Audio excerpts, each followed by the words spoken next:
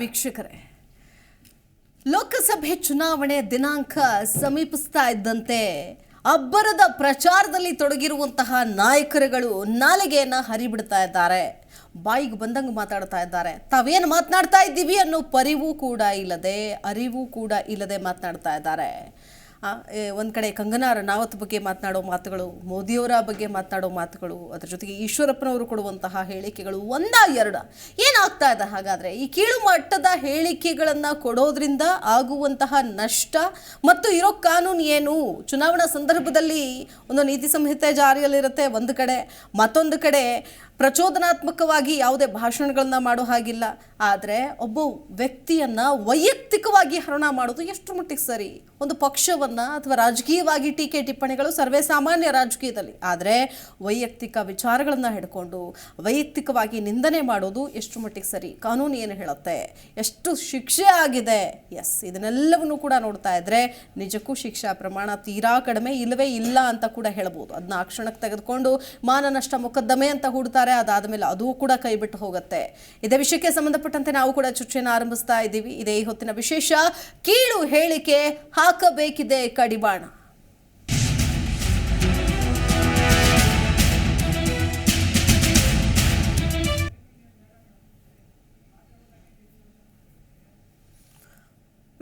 ವೀಕ್ಷಕರೇ, ಧರ್ಮದ ವಿಚಾರಕ್ಕೆ ಸಂಬಂಧಪಟ್ಟಂತೆ ಮಾತನಾಡೋದಾಗಿರ್ಬೋದು, ಅಥವಾ ಒಬ್ಬ ಹೆಣ್ಮಗಳು ಕಣದಲ್ಲಿದ್ದಾಳೆ ಅಥವಾ ಪ್ರಚಾರದಲ್ಲಿ ತೊಡಗ್ತಾ ಇದ್ದಾಳೆ ಅಂತ ಆಕೆಯನ್ನ ಕೀಳಾಗಿ ಮಾತನಾಡೋದು, ನಿಮಗೆ ಕಳೆದ ಬಾರಿ ಲೋಕಸಭೆ ಚುನಾವಣೆಯಲ್ಲಿ ರಾಜ್ಯದ್ದೇ ಒಂದು ಬೆಸ್ಟ್ ಎಕ್ಸಾಂಪಲ್ ತೆಗೆದುಕೊಳ್ಬಹುದು. ಸುಮಲತಾ ಅಂಬರೀಶ್ ಅವರು ಕಣಕ್ಕಿಳಿದ ಸಂದರ್ಭದಲ್ಲಿ ಒಬ್ಬೊಬ್ಬರು ಒಂದೊಂದು ಹೇಳಿಕೆ ಕೊಟ್ಟರು. ಅದರಲ್ಲೂ JDS ನಾಯಕರಂತೂ ಬಾಯಿಗೆ ಬಂದಂಗೆ ಹೇಳಿಕೆ ಕೊಟ್ಟರು. ಆ ಹೇಳಿಕೆಗಳೇ ಆಕೆಗೆ, ಅಂದರೆ ಸುಮಲತಾ ಅಂಬರೀಶ್ ಅವರಿಗೆ ಮೆಟ್ಟಿಲಾಗಿ ಬಳಸ್ಕೊಂಡ್ರು. ಆಕೆ ಸ್ವಾಭಿಮಾನಿ ಹೆಣ್ಣುಮಗಳು ಅಂತ ಹೇಳ್ಕೊಂಡು ಗೆದ್ದು ಬೀಗಿದ್ರು. ಅಂದರೆ ಹೇಳಿಕೆಗಳನ್ನ ಕೊಡುವಂತಹ ಭರಾಟೆಯಲ್ಲಿ ನಮ್ಮ ಚಾರಿತ್ರ್ಯವನ್ನೇ ನಾವು ವಧೆ ಮಾಡ್ಕೊಳ್ತಾ ಇದ್ದೀವಿ ಅನ್ನೋದನ್ನು ಎಷ್ಟೋ ಜನ ಮರ್ತು ಬಿಡ್ತಾರೆ ಅಂತ ಹೇಳ್ಬೋದು. ಇದೇ ವಿಷಯಕ್ಕೆ ಸಂಬಂಧಪಟ್ಟಂತೆ ಮಾತನಾಡೋದಕ್ಕೆ ನನ್ನ ಜೊತೆಗೆ ಅತಿಥಿಗಳು ಕೂಡ ಇದ್ದಾರೆ. ಅವ್ರನ್ನ ಕಾರ್ಯಕ್ರಮಕ್ಕೆ ಸ್ವಾಗತ ಮಾಡೋಣ. ಮೊದಲನೇದಾಗಿ ಮಂಜುನಾಥ್ ಗೌಡ ಇದ್ದಾರೆ, ರಾಜಕೀಯ ವಿಶ್ಲೇಷಕರು. ನಮಸ್ಕಾರ ಸರ್, ಕಾರ್ಯಕ್ರಮಕ್ಕೆ ಸ್ವಾಗತ. ಏನು KN ಜಯಸಿಂಹ ಇದ್ದಾರೆ, ರಾಜಕೀಯ ಚಿಂತಕರು. ನಮಸ್ಕಾರ, ಕಾರ್ಯಕ್ರಮಕ್ಕೆ ಸ್ವಾಗತ. ಏನು ರಾಘವೇಂದ್ರ ಜಾಯ್ನ್ ಆಗ್ತಾ ಇದ್ದಾರೆ, ಸಂಯೋಜಕರು BPAC. ನಮಸ್ಕಾರ ರಾಘವೇಂದ್ರ ಅವರೇ, ಕಾರ್ಯಕ್ರಮಕ್ಕೆ ಸ್ವಾಗತ. ನಮಸ್ಕಾರ. ಎಸ್, ಮಂಜುನಾಥ್ ಗೌಡ ಅವರೇ, ಏನು ಹೇಳ್ತೀರಿ ಸರ್? ಮೊದಲೇದಾಗಿ ನೋಡಿ, ಒಂದು ಕಡೆ ಕಂಗನಾ ಬಗ್ಗೆ ನಾಲಿಗೆ ಹರಿಬಿಟ್ಟು ಮಾತನಾಡ್ತಾರೆ ಕಾಂಗ್ರೆಸ್ನ ನಾಯಕಿ ಸುಪ್ರಿಯಾ, ಏನು ವೇಶ್ಯೆ ಅನ್ನುವಂಥ ನಿಟ್ಟಿನಲ್ಲಿ ಮಾತಾಡ್ತಾರೆ. ಮತ್ತೊಂದು ಕಡೆ ಸಾವಿನ ಕಾಲ ಹತ್ರ ಬಂದಿದೆ ಅಂತ ಜಯರಾಮ್ ರಮೇಶ್ ಅವರು ಮೋದಿಯವರ ಬಗ್ಗೆ ಮಾತನಾಡ್ತಾರೆ. ಹೇಳಿಕೆಗಳು ತೀವ್ರ ಮಿತಿ ಮೀರಿ ಹೋಗ್ತಾ ಇದೆ. ಇದಕ್ಕೆ ಕಡಿವಾಣ ಹಾಕೋರು ಯಾರು, ಹೇಗೆ ಅಂತ ಏನು ಹೇಳ್ತೀರಿ ಮೇಡಮ್? ಈಗ ಎಲೆಕ್ಷನ್ ಕಮಿಷನ್ ಕೂಡ ಎಲ್ಲರೂ ಕೂಡ ನಿಗಾ ವಹಿಸಿ ಜವಾಬ್ದಾರಿಯುತವಾಗಿ ಕಾರ್ಯನಿರ್ವಹಿಸ್ತಾ ಇದೆ ಅಂತ ನಾವೆಲ್ಲರೂ ಕೂಡ ಭಾವಿಸಿದ್ದೇವೆ. ಭಾಳ ಮುಖ್ಯವಾಗಿ ಯಾವುದೇ ರಾಜಕೀಯ ಪಕ್ಷದ ಮುಖಂಡರು ತಾವು ಹೇಳಿಕೆ ಕೊಡಬೇಕಾದ್ರೆ ತಮ್ಮ ಜವಾಬ್ದಾರಿಯನ್ನು ಗಮನದಲ್ಲಿಟ್ಕೊಂಡು ಹೇಳಿಕೆಗಳನ್ನು ಕೊಡಬೇಕಾಗ್ತದೆ. ಇಡೀ ರಾಜ್ಯ, ಇಡೀ ದೇಶ, ಪ್ರತಿಯೊಂದು ಹಳ್ಳಿ ಕೂಡ ಆ ರಾಜಕಾರಣಿಯನ್ನು, ಆ ವ್ಯಕ್ತಿಯನ್ನು ಗಮನಿಸ್ತಾ ಇರ್ತಕ್ಕಂಥ ಸಂದರ್ಭ. ನಾವು ಕೊಡುವಂಥ ಸ್ಟೇಟ್ಮೆಂಟ್, ಹೇಳಿಕೆ, ಅದು ಆರೋಗ್ಯಕರವಾಗಿರಬೇಕು ಅಂತೇಳಿ ನಾನು ಭಾವಿಸ್ತೇನೆ. ಈ ಒಂದು ಹೇಳಿಕೆಗಳು ಕೊಡುವ ಸಂದರ್ಭದಲ್ಲಿ ಅವರ ಬಾಯಿ ತಪ್ಪು ಬಂದರೆ ಅದಕ್ಕೆ ಕ್ಷಮಿಸುವಂಥದ್ದು. ಬಟ್ ಉದ್ದೇಶಪೂರ್ವಕವಾಗಿ ಅವರು ಮಾತಾಡಿದರೆ ಅದರ ಮೇಲೆ ಮಾನನಷ್ಟ ಮೊಕದ್ದಮೆ ಇರ್ಬೋದು, ಮಗದೊಂದು ಹಾಕ್ತಕ್ಕಂಥ ಸಾಮಾನ್ಯವಾಗಿ ಕಾನೂನಲ್ಲಿ ಅವಕಾಶ ಇರತಕ್ಕಂಥದ್ದನ್ನು. ಸೊ ಅದನ್ನು ಎಲೆಕ್ಷನ್ ಕಮಿಷನ್ ಮಾನನಷ್ಟ ಮೊಕದ್ದಮೆಯನ್ನು ಈಗ ಯಾರಿಗೆ ಬೈದಿರ್ತಾರೋ ಅವರೇ ಹಾಕಬೇಕಾ? ಬೇರೆ ಯಾರು ಬೇಕಾದರೂ ಹಾಕಬಹುದಲ್ವಾ? ಅಲ್ಲ, ಮಾನನಷ್ಟ ಮೊಕದ್ದಮೆ ಅದರಿಂದ ಆ ಧರ್ಮಕ್ಕಾಗಲಿ ಆ ವ್ಯಕ್ತಿಗಾಗಲಿ ಅದರಿಂದ ಮಾನನಷ್ಟ ಆಗಿದ್ದರೆ ಮಾತ್ರ ಹಾಕ್ಲಿಕ್ಕೆ ಬರುತ್ತೆ. ಈಗ ಚುನಾವಣಾ ಅಂದರೆ ಆಯೋಗ ಅಂತ ಹೇಳ್ತೀವಿ. ಸೊ ಈ ಸಂದರ್ಭದಲ್ಲಿ ಈಗ ಒಂದು ಕಡೆ ನಾವು ಬರೀ ಜನಸಾಮಾನ್ಯರ ಕರ್ತವ್ಯಗಳು ಅದನ್ನ ಅಥವಾ ರಾಜಕಾರಣಿಗಳು ಏನು ಮಾಡಬೇಕು ಅಂತ, ಬಟ್ ಇವ್ರು ಏನು ಮಾಡ್ತಾರೆ? ಹಾಗಾದರೆ ಏನು, ಯಾವ ರೀತಿಯಾಗಿ ಕಡಿವಾಣ ಹಾಕ್ತಾರೆ? ಎಲೆಕ್ಷನ್ ಕಮಿಷನ್ಗೆ ಏನಾದರೂ ದೂರುಗಳು ಸಾರ್ವಜನಿಕರಿಂದ ಅಥವಾ ಅಭ್ಯರ್ಥಿಗಳಿಂದ ದೂರುಗಳು ಬಂದರೆ ಸಂಬಂಧಪಟ್ಟ ಆ ಒಂದು ಇಲಾಖೆಗೆ ಅವರು ಸೂಚನೆ ಕೊಟ್ಟು ಅದರ ಮೇಲೆ ಕ್ರಮ ಜರುಗಿಸಲಿಕ್ಕೆ ಒಂದು ಕ್ರಮ ಜರುಗಿಸಲಿಕ್ಕೆ ಒಂದು FIR ಮಾಡಲಿಕ್ಕೆ ಆಗ್ಬೋದು, ಅಥವಾ ಇನ್ನೇನು ಮಾನನಷ್ಟ ಮೊಕದ್ದಮೆ ಆಗಿರೋ ಪರಿಹಾರ ಕೇಳಲಿಕ್ಕೆ ಆಗ್ಬೋದು, ಸೂಚನೆ ಕೊಡ್ಬೋದು. ಎಲೆಕ್ಷನ್ ಕಮಿಷನ್ ಒಂದು ಸೂಚನೆ ಕೊಡ್ಬೋದು ಮೇಡಮ್. ಓಕೆ ಜಯಸಿಂಹ ಅವರು ಏನು ಹೇಳ್ತೀರಿ? ಮೊದಲನೇದಾಗಿ ಕೀಳು ಮಟ್ಟದ ಹೇಳಿಕೆಗಳನ್ನು ಕೊಡೋದು, ಕೀಳು ಮಟ್ಟದ ರಾಜಕಾರಣ, ನಿಜಕ್ಕೂ ಹೇಳಿಕೆಗಳನ್ನು ಕೊಡುವಾಗ ಅಟ್ಲೀಸ್ಟ್ ನಮ್ಮ ಮನೆಯ ಸದಸ್ಯರಿಗೇನು ನಾವು ಹಿಂಗೆ ಕರಿತೀವ, ಹಿಂಗೆ ಮಾತನಾಡ್ತೀವ ಅಂತ ಒಂದು ಕ್ಷಣ ಜ್ಞಾಪಿಸ್ಕೊಂಡ್ರೆ ಸಾಕು, ಅಂತಹ ಮಾತುಗಳು ಬರೋದಿಲ್ಲ ಅಂತ ಅನ್ಸುತ್ತೆ. ಏನು ಹೇಳ್ತೀರಿ? ಈ ದೇಶ ಪ್ರಜಾತಂತ್ರ ವ್ಯವಸ್ಥೆಯಿಂದ ಕೂಡಿದಂಥ ರಾಷ್ಟ್ರ. ಪ್ರಜಾಪ್ರಭುತ್ವದಲ್ಲಿ ಪ್ರಜೆಗಳೇ ಪ್ರಭುಗಳು ಅನ್ನೋ ಒಂದು ರಾಜಕೀಯ ಚಿಂತನೆ ಈ ರಾಷ್ಟ್ರದಲ್ಲಿದೆ. ಈ ಕೀಳುಮಟ್ಟದ ಮಾತುಗಳು ಕೆಲವು ಈ ಯಾವ ಚುನಾವಣೆ ನಿಂತಿರ್ತಾರೆ ಅಭ್ಯರ್ಥಿಗಳನ್ನು ಪ್ರಚೋದನೆ ಮಾಡೋದಕ್ಕೋಸ್ಕರನೇ ಹೇಳಿಕೆಗಳನ್ನು ನೀಡುವಂಥ ಸಂದರ್ಭಗಳು ಈ ದೇಶದಲ್ಲಿ ಭಾಳಷ್ಟು ನಡೀತಾ ಇದೆ. ಈಗ ಕಂಗನ್ ಅವರು ಭಾಳ ದೊಡ್ಡ ಚಲನಚಿತ್ರ ನಟಿಯಾಗಿದ್ದರು. ಅವ್ರ ಹಿಂದೆ ಅವರ ವೈಯಕ್ತಿಕ ಬದುಕು ಮತ್ತು ಅವರ ಒಂದು ಸಾಮಾಜಿಕ ಬದುಕೇ ಬೇರೆ. ಈ ಸಂಬಂಧವಾಗಿ ಕಾಂಗ್ರೆಸ್ ನಾಯಕರು ಅವ್ರನ್ನ ಕೀಳುಮಟ್ಟದ ಟೀಕೆ ಮಾಡಿದ್ದು ಭಾಳ ಸರಿಯಲ್ಲ. ಹಾಗೆ ರಾಹುಲ್ ಗಾಂಧಿ ಬಗ್ಗೆ ಆಗಿರ್ಬೋದು, ಮಲ್ಲಿಕಾರ್ಜುನ ಖರ್ಗೆ ಆಗಿರ್ಬೋದು, ಅವ್ರ ಬಗ್ಗೆಯೂ ಭಾಳ ಕೀಳಾಗಿ ಮಾತಾಡುವಂಥ ಸಂದರ್ಭಗಳು ಈ ರಾಷ್ಟ್ರದಲ್ಲಿ ಹೊಸದಾಗಿ ಉಟ್ಕೊಂಡಿದೆ. 1982 ತನಕ ಈ ಕರ್ನಾಟಕದಲ್ಲಿ ಏಕಪಕ್ಷೀಯ ಆಡಳಿತ ಜಾರಿಗಿತ್ತು, ಕಾಂಗ್ರೆಸ್ ಪ್ರಬಲವಾಗಿತ್ತು. ಅಲ್ಲಿವರೆಗೂ ಅವ್ರನ್ನ ವಿರೋಧ ಮಾಡುವಂಥ ವ್ಯಕ್ತಿಗಳು ಯಾರೂ ಇರಲಿಲ್ಲ. 83 ನಂತರ ರಾಜಕೀಯ ಚಿತ್ರಣ ಬೇರೆ ಆದಾಗ, ವಿರೋಧ ಪಕ್ಷಗಳು ಪ್ರಬಲವಾದಾಗ ವೈಯಕ್ತಿಕ ಮಟ್ಟದ ಕೀಳು ರಾಜಕಾರಣ ಕರ್ನಾಟಕದಲ್ಲಿ 83ರಿಂದ ಪ್ರಾರಂಭವಾಗಿದೆ. ಇದಕ್ಕೆ ಕಡಿವಾಣ ಹಾಕಬೇಕಾಗುತ್ತೆ. ರಾಘವೇಂದ್ರ ಅವ್ರು, ನಾವು ನೋಡ್ತೀವಿ ಸರ್ವೇ ಸಾಮಾನ್ಯ ಚುನಾವಣೆ ಬಂತು ಅಂದ್ರೆ ಸಾಕು ನಾಲಿಗೆ ಹರಿಬಿಡ್ತಾರೆ, ಬಾಯಿಗೆ ಬಂದ ಟೀಕೆ ಟಿಪ್ಪಣಿಗಳು ಸರ್ವೇ ಸಾಮಾನ್ಯ. ವಿರೋಧ ಪಕ್ಷದವರು ಆಡಳಿತಾರೂಢ ಪಕ್ಷವನ್ನು ಟೀಕೆ ಮಾಡೋದು, ಆಡಳಿತಾರೂಢ ಪಕ್ಷದವರು ವಿರೋಧ ಪಕ್ಷವನ್ನು ಟೀಕೆ ಮಾಡೋದು ಸರ್ವೇ ಸಾಮಾನ್ಯ, ಒಬ್ಬರ ಮೇಲೆ ಒಬ್ಬರು. ಯಾಕಂತಂದ್ರೆ ಆ ಚುನಾವಣೆ ಸಂದರ್ಭದಲ್ಲಿ ಇಲ್ಲಿ ಯಾರು ಕೂಡ ಅಧಿಕಾರದಲ್ಲಿ ಇರೋದಿಲ್ಲ. ನೀತಿ ಸಂಹಿತೆ ಒಂದ್ ಕಡೆ ಇರುತ್ತೆ, ಅಧಿಕಾರ ಇರೋದಿಲ್ಲ ಆಯ್ತಾ. ಮಾಡೋದಕ್ಕೆ ಕೆಲಸಗಳನ್ನು ಕೂಡ ಪೆಂಡಿಂಗಲ್ಲಿ ಉಳಿಸ್ಕೊಂಡಿರ್ತಾರೆ. ಚುನಾವಣೆ ಗೆಲ್ಲೋದಷ್ಟೇ ಅಸ್ತ್ರ. ಬಟ್ ವೈಯಕ್ತಿಕ ನಿಂದನೆಗಳು ಎಷ್ಟರ ಮಟ್ಟಿಗೆ ಪ್ರಭಾವ ಬೀರುತ್ತೆ, ಏನ್ ಹೇಳ್ತೀರಿ? ನಾನು ಪ್ರತಿ ಸಲ ಹೇಳ್ದಂಗೆ ಡೇಟಾ ಪ್ರಕಾರ ಹೋಗೋದಾದ್ರೆ ಅಸೋಸಿಯೇಷನ್ ಫಾರ್ ಡೆಮೋಕ್ರೆಟಿಕ್ ರಿಫಾರ್ಮ್ ಅನ್ನೋದು ಒಂದು ರಿಸರ್ಚ್ ಮಾಡಿದೆ. ಅದರಲ್ಲಿ 107 MP ಮತ್ತು MLA ಮೇಲೆ ಏಟ್ ಸ್ಪೀಚ್ ಮಾಡಿರುವಂತ ಕೇಸಸ್ ಇದೆ. So national crime bureau records bureau ಏನ್ ಹೇಳುತ್ತೆ ಅಂದ್ರೆ 2014ರಲ್ಲಿ 323 ಕೇಸಸ್ ಇತ್ತು. 2020ರಲ್ಲಿ 1804 ಕೇಸಸ್, ಅಂದ್ರೆ 500% ಅಷ್ಟು. ನಿಮ್ಗೆ ಹೇಳ್ತಾ ಇರೋದು 5% 10% ಅಲ್ಲ, 500% ಅಷ್ಟು ಈ ಏಟ್ ಸ್ಪೀಚಸ್ ಅನ್ನ ಜಾಸ್ತಿ ಆಗಿದೆ. ಅದು ಮೊದಲು ಆದ್ರೆ ಡೆವಲಪ್ಮೆಂಟ್, ಅದ್ರ ಜೊತೆಗೆ ಅಭಿವೃದ್ಧಿ, ಅದ್ರ ಜೊತೆಗೆ ಬೇರೆ ಬೇರೆ ಮಾನದಂಡದಲ್ಲಿ ಚುನಾವಣೆ ನಡೀತಾ ಇತ್ತು. ಬಟ್ ಈಗ ಕಳೆದ ಸುಮಾರು ವರ್ಷಗಳಿಂದ ಏನಾಗಿದೆ ಅಂತ ಹೇಳಿದ್ರೆ ಅಲ್ಪಸಂಖ್ಯಾತರುಗಳ ಮೇಲೆ, ಕೋಮುವಾದಿಗಳ ಮೇಲೆ, ಇನ್ನೊಂದು ಮತ್ತೊಂದು ಆ ರೀತಿಯಾಗಿ ಚುನಾವಣೆ ವಿನ್ ಆಗುವ ಸ್ಟ್ರಾಟಜೀಸ್ ನ ಯೂಸ್ ಮಾಡಿರೋದ್ರಿಂದ ಈ ಏಟ್ ಸ್ಪೀಚ್ ಅನ್ನೋದು ಇದಾಗಿದೆ. ಬಟ್ ಇದ್ರಲ್ಲಿ ಕಾನೂನಲ್ಲಿ ಕಠಿಣವಾದ ಶಿಕ್ಷೆ ಅನ್ನೋದಿದೆ. ಸೊ IPC ಸೆಕ್ಷನ್ 295A ಏನ್ ಹೇಳುತ್ತೆ ಅಂತ ಹೇಳಿದ್ರೆ, ಯಾರ್ಯಾರು ಏಟ್ ಸ್ಪೀಚ್ ಅಂತ ಮಾಡ್ತಾರೋ ಅವ್ರನ್ನ ನಾವು ಜೈಲಿಗೆ ಹಾಕ್ಬೋದು, ಅವರ ಮೇಲೆ ಕಠಿಣ ಕ್ರಮನ ತಗೋಬಹುದು ಅಂತ ಹೇಳುತ್ತೆ. ಅದಾದ್ಮೇಲೆ ನಮ್ಗೆ ರೆಪ್ರೆಸೆಂಟೇಟಿವ್ ಆಫ್ ಪೀಪಲ್ ಆಕ್ಟ್ ಅಂತ ಇದೆ. ಅದರಲ್ಲೇ ತಾನೇ ನಾವು ಚುನಾವಣೆ ಎಲ್ಲ ಮಾಡೋದು. ಸೊ ಅದರಲ್ಲಿ ಸೆಕ್ಷನ್ 123A ಪ್ರಕಾರ ಏನ್ ಹೇಳುತ್ತೆ ಅಂತ ಹೇಳಿದ್ರೆ, ಯಾರು ಏಟ್ ಸ್ಪೀಚ್ ಮಾಡ್ತಾರೆ, ಯಾರು ಒಂದು ಕೋಮಿನ ವಿರುದ್ಧ, ಜೊತೆಗೆ ಯಾರು ಜನರಲ್ಲಿ ಆತಂಕ ಮೂಡಿಸ್ತಾರೆ, ಯಾರು ಜನರಲ್ಲಿ ಈ ರೀತಿ ಎಲ್ಲ ಮಾಡ್ತಾರೆ, ಅವ್ರನ್ನ election commission of India suo motu case register ಮಾಡ್ಬೋದು. ನೀವು ಹೋಗಿ ರಿಜಿಸ್ಟರ್ ಮಾಡಿಸಿಲ್ಲ ಅಂತ ಹೇಳಿದ್ರು ಅದೇ ಮಾಡ್ಬೋದು. ಇಲ್ಲ ಅಂತ ಹೇಳಿದ್ರೆ ಸೋಷಿಯಲ್ ಮೀಡಿಯಾದಲ್ಲಿ ಎಲೆಕ್ಷನ್ ಕಮಿಷನ್ ಆಫ್ ಇಂಡಿಯಾಗ ನಾವು ಟ್ಯಾಗ್ ಮಾಡಿದ್ರೆ ಅದು ಏನ್ ಮಾಡ್ತಾರೆ ಅಂತ ಹೇಳಿದ್ರೆ ವಿಡಿಯೋ ನೋಡ್ಕೊಂಡು ಏನ್ ಮಾಡ್ತಾರೆ, ಆ ಕೇಸ್ ನ ರಿಜಿಸ್ಟರ್ ಮಾಡ್ಕೋತಾರೆ. ಇದು ಒಂಥರ ದುರಂತನೇ ಅನ್ಕೋಬಹುದು ನಮ್ಮ ಪ್ರಜಾಪ್ರಭುತ್ವಕ್ಕೆ. ಯಾಕಂತ ಹೇಳಿದ್ರೆ ಇಡೀ ಪ್ರಪಂಚದಲ್ಲಿ ಇಷ್ಟು ದೊಡ್ಡ ಮಟ್ಟದ ಚುನಾವಣೆ ನಡೆಯೋದು ಭಾರತ ಖಂಡದಲ್ಲಿ ಮಾತ್ರ. ಸೊ ಈ ಭಾರತ ದೇಶದ ಇಷ್ಟು ಲೆವೆಲ್ಗೆ ನಡೆದಾಗ ಇಲ್ಲೇನಾಗಿದೆ, ಏಟ್ ಸ್ಪೀಚ್ ಅನ್ನೋದೇ ಒಂದು ಮಾನದಂಡ ಆಗೋಗಿದೆ. ಹಿಂಗ್ ಮಾಡಿದ್ರೆ ನಮ್ಗೆ ಅನ್ನೋದ ನಾವು ಜೊತೆಗೆ ಇದು ಕಡಿವಾಣ ಜೊತೆಗೆ ಜನರು ಸಹ ತಿಳ್ಕೋಬೇಕು. ಈ ರೀತಿಯಾಗಿ ಉದ್ವೇಗದಿಂದ ಭಾಷಣ ಮಾಡಿದ್ರೆ ಅವ್ನಿಗೆ ಓಟ್ ಹಾಕ್ಬೇಕಾ, ಇಲ್ಲ ಅವ್ನ ಕೆಲಸ ನೋಡಿ ಓಟ್ ಹಾಕ್ಬೇಕಾ ಅನ್ನುವಂತಹ ಒಂದು ಮನಸ್ಥಿತಿಗೆ ಬರಬೇಕು ಅನ್ನೋದು ನನ್ನ ಅಭಿಪ್ರಾಯ. ಓಕೆ, ನಿಜ. ಈಗ ಈ ಹಿಂದೆ ಎಲ್ಲ ಅಭಿವೃದ್ಧಿ ಬಗ್ಗೆ ನೀವು ಹೇಳೋ ಥರ ಅಭಿವೃದ್ಧಿ ಬಗ್ಗೆ ಮಾತನಾಡ್ತಾ ಇದ್ರು, ಅಥವಾ ಒಂದು ಪಕ್ಷವನ್ನ ಒಟ್ಟಾರೆಯಾಗಿ ಸಮಗ್ರವಾಗಿ ತೆಗೆದುಕೊಂಡು ಮಾತನಾಡ್ತಾ ಇದ್ರು. ಆದರೆ ಈಗ ಒಂದು ಧರ್ಮವನ್ನ ಎತ್ತಿ ಕಟ್ಟೋದು ಅಂದ್ರೆ ಒಬ್ಬರನ್ನ ಓಲೈಸೋದಕ್ಕೆ ಇನ್ನೊಬ್ಬರನ್ನ ಬೈಯೋದು, ಅಲ್ಲಿ ಬೈಬೇಕು ಅನ್ನೋ ಇಂಟೆನ್ಷನ್ ಇರೋದಿಲ್ಲ ಅಲ್ಲಿ. That is only because of votes ಆಯ್ತಾ. ಒಂದು ಧರ್ಮವನ್ನ ಕೀಳಾಗಿ ನೋಡೋದು, ಅಥವಾ ಒಬ್ಬ ವ್ಯಕ್ತಿಯ ಚಾರಿತ್ರ್ಯ ವಧೆ ಮಾಡೋದು, ಅಥವಾ ಏನು ಇಲ್ಲದೆ ಇದ್ರೂ ಕೂಡ ನೋಡಿ, ಈಗ ಮೋದಿ ಸಾವಿನ ದಿನಗಳು ಹತ್ರ ಬರ್ತಾ ಇದೆ ಅನ್ನುವಂತಹ ಹೇಳಿಕೆ. ಮತ್ತೊಂದು ಕಡೆ ಕಂಗನಾ ರನೌತ್ ಅವರಿಗೆ ಹೇಳ್ತಾರೆ ಅಂದ್ರೆ ಆಕೆಯನ್ನ ತುಂಬಾ ಕೀಳು ಮಟ್ಟದ ಭಾಷೆಯಲ್ಲಿ ಇನ್ನೊಬ್ಬ ಹೆಣ್ಮಗಳೇ ಮಾತಾಡ್ತಾಳೆ ಅಂದಾಗ, ಸೊ ಆಬ್ವಿಯಸ್ಲಿ ಇದು ಎಲ್ಲಿಗೆ ಹೋಗ್ತಾ ಇದೆ, ಯಾವ ಮಟ್ಟಕ್ಕೆ ಹೋಗ್ತಾ ಇದ್ದಾರೆ? ನಾವು ದಿನಗಳಿದಂತೆ ಪ್ರಜ್ಞಾವಂತ ರಾಜಕಾರಣಿಗಳನ್ನ ಅಥವಾ ರಾಜಕೀಯದಲ್ಲಿ ನೋಡಬೇಕು ಅಂತ ಆಸೆ ಇಟ್ಕೊಂಡಿದ್ದೀವಿ. ಆದ್ರೆ ಯೂತ್ಸ್ ಯಾಕೆ ಇದರಿಂದ ಹೊರಗಡೆ ಇದ್ದಾರೆ ಅಂತಂದ್ರೆ ಈ ಕಾರಣಗಳು ಕೂಡ ತುಂಬಾ ಇಂಪಾರ್ಟೆಂಟ್ ಆಗುತ್ತೆ. ರಾಘು, ಏನು ಹೇಳ್ತೀರಿ? ಈ ಕಳೆದ 15 ವರ್ಷಗಳಿಂದ ಪೊಲಿಟಿಕಲ್ ಸಿಸ್ಟಮ್ ತುಂಬಾ ಚೇಂಜಸ್ ಆಗಿದೆ.